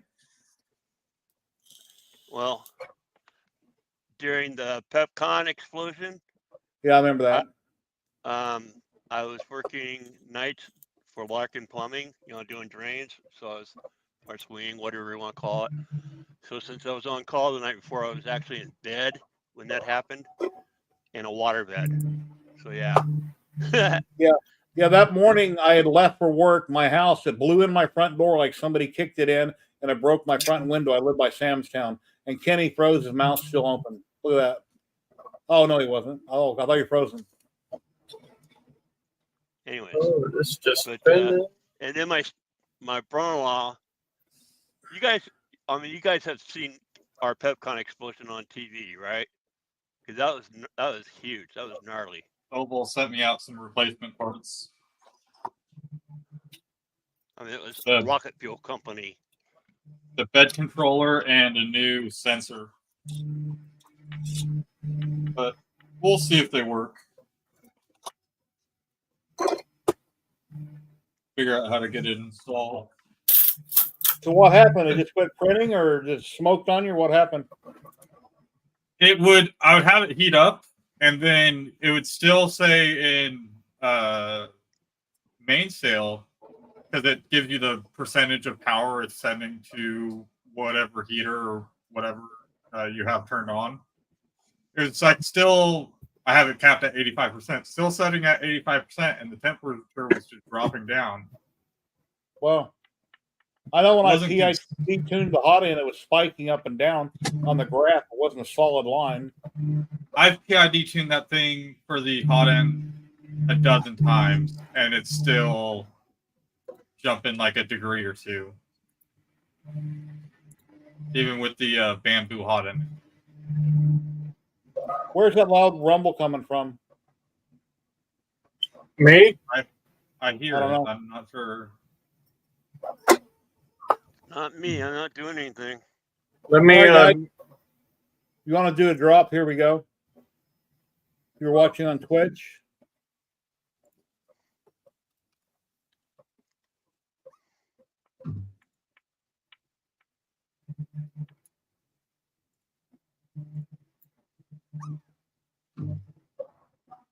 There's a picture of my face going back and forth real fast.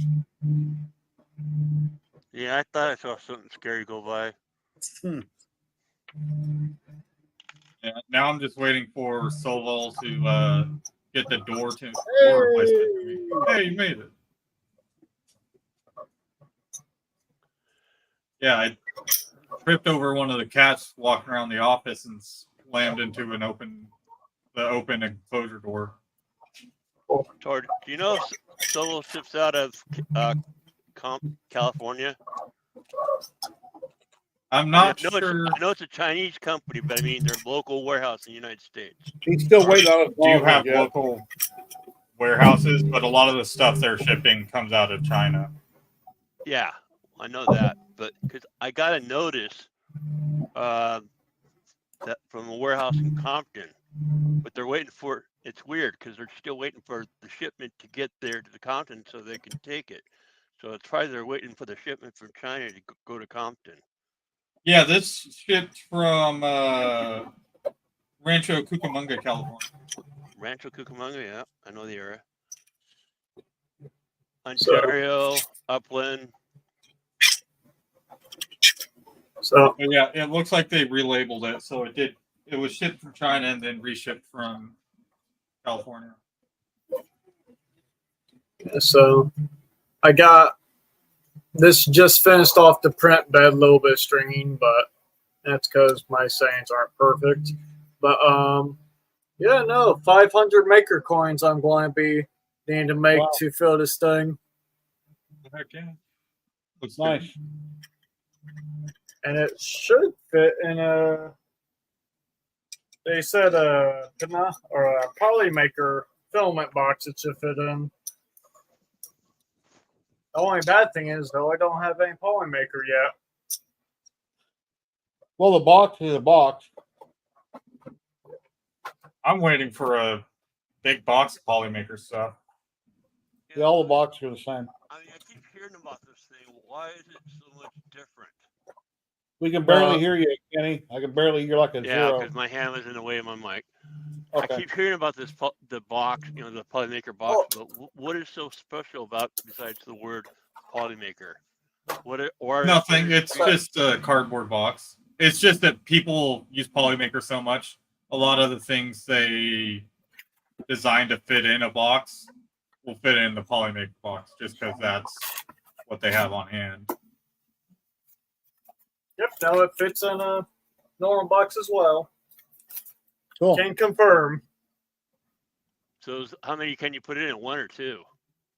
So you only can fit one of these in here, but this can fit 500 maker coins. Wait, it's not polymaker. No, what I'm talking about, it's a dryer, isn't it? Oh, the poly dryer. Oh. Yeah, no, I was talking about maker poker chips. What's your question on them? I have one of the dryers and 3 of the boxes. Yeah, what's the difference from like I've got mine is a Soval. What's the on it? This one's actually really well designed. You can actually pop it off and put it. It has feet that seal, so you can have multiple boxes, one heater, and just swap them out and pop on the bottom, and it's sealed and it stays dry. And it also has 2 vents, so it actually circulates the air around the filament instead of just heating up. Like a lot of these don't have fans. The boxes that you buy. So once you dry it, you can leave it in that container, put it on your shelf, print directly out of it. You never have to take it out of that dry box that you dried it in. If you buy extra containers, you can do that with that feature. You can do with a Soval. It's got the little hose where you can run the filament through it. Here we go. So if you had 20 dry boxes, you could keep drying filament on the same dryer. Once it's dried, then you just leave it. There. Yeah, you just pop off the feet. Pop off. They have like a little gasket. I haven't opened mine up yet. I haven't reviewed it. And then there's a print you can do to just store these right on the box itself. This one hasn't been dried in a little bit, but they work really well. And the extra boxes are reasonable, so you just buy more boxes to keep more filament in. Yeah. It's like it's $80 for the box with the heater, and then I think it's $30 for just a box. But no, they work great. They're a lot better than like the Sunlu and Solo ones I've had. Have to look into it. I got to grab all my different dryers, and I'll have them in the video all on the table at once. Actually, area cleaned up so I can set it up. Scott actually made a couple mods for it, like for filling the desk kit. He has like a little tray. Yeah, it's got desk kit built into each box too. They were slightly delayed because somebody used. As if you eat it, it's cancer, but it's definitely eating it. So a lot of smarter people were like, "This is the stupidest reason to delay this," but like customers complained, so we swapped it out.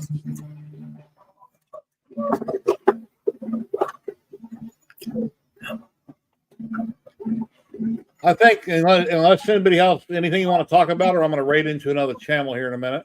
Been streaming for 3 hours, 16 minutes. We've got 28 people watching, 17 on YouTube and 11 on Twitch. You guys have anything you want to discuss or talk about? Hey, did you hear Bamboo's getting sued?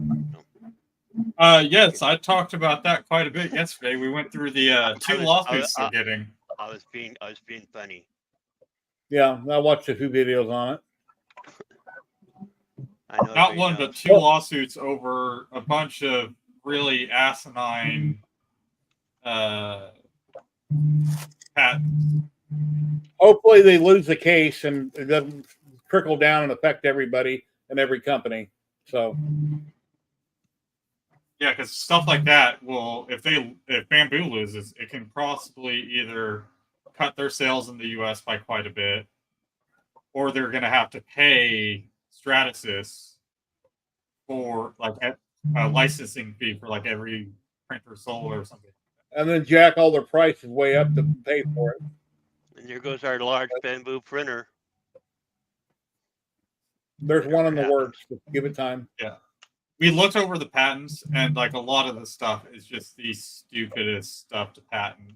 It's so vague that you can sue. Like a heated bed. Yeah.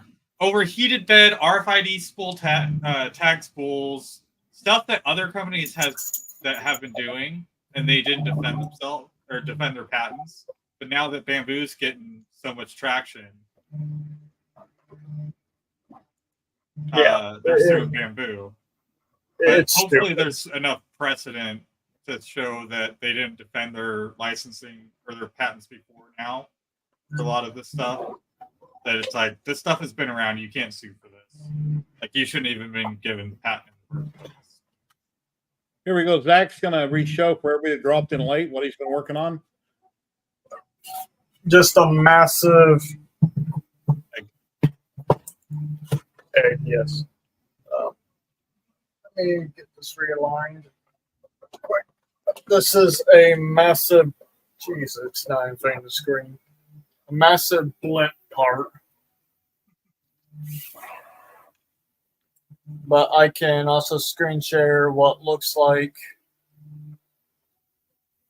Would be great once it's all together. I've actually screenshots. Let me share those real quick. Sure. Get those pulled up. PC, I hope they don't settle out of court. I hope Bamboo tries to get it to go into court just so they can run Stratasys in the mud.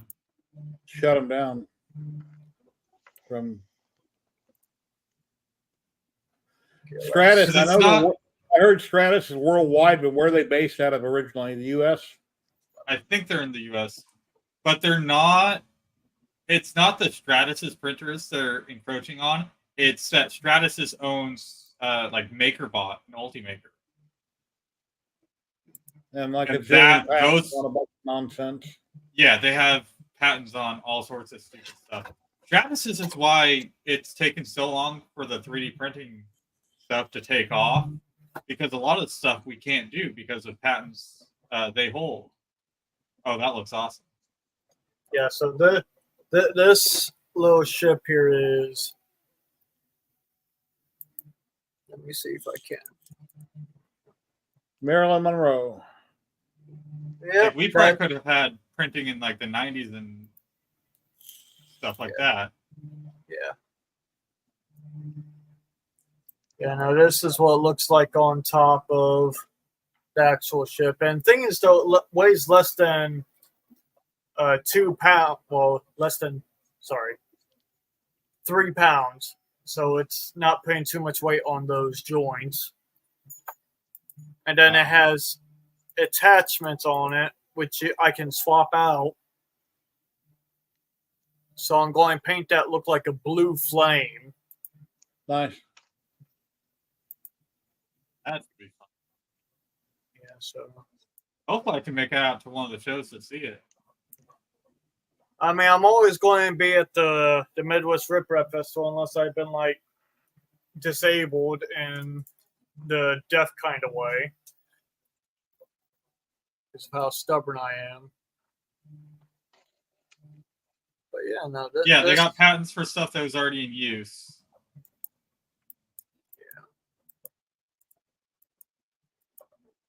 Really nice. I can't wait to put this out on display with the tavern. Oh yeah. Imagine. Are you going to try to make it out to Rocky Mountain next year? I'm going definitely try. I'm going to see what type of, because it's my first year at 3D Printopia or East Coast Rip Air Festival, so I'm going to be there this year. Time, East Coast. Yeah. I'm going to go there, see how that goes. Because I want to make it so at least one of these years I go to every single Rip Rap Festival, including the one Smurf in, what's it called? Out of state. Mortimer's Rip Rap Fest. Yeah. Because I want to do that. Because let me tell you, but then again, that I'm not going to bring my stuff to. There's no way I can ship all my ships into the UK. Yeah, without them breaking it. I've already seen a few posts of, I forgot who it was, but somebody's cosplay armor that they did. They like, opened up, broke it all open, like ripped out some of the wires and stuff. It's so stupid. Yeah. They filed in Texas because the litigation there is like specific towards patents, and those courts and those the juries generally side with the patent holder. So they're finally trying to get an easy win out of it. They're filing it there specifically to try to get an easy win. I think I'm going to raid into Vile Mods. I've never raided. I don't think I've raided them before. He's working on a Nerf blaster. Modding a Nerf blaster. So I have one, but I'm not pulling it up on your stream. Okay. Yeah, with live streams, you got to be careful with anything like that nowadays. Yeah. But everybody watching on Twitch, thank you for the follows. Thank you, everybody on YouTube. I want to thank everybody for watching. It's been great having you. We'll be back here next Saturday, 1 p.m. Pacific. Thank you very much to Sergio if you're still watching for the donation. I really appreciate it. And let's see. Here goes the raid right now. So everybody take care, guys. On Twitch, have a great day. Weekend. And I'll see everybody on YouTube. Take care, guys. Everybody on. Have a good one. Have fun. Stay crazy. Take care, guys.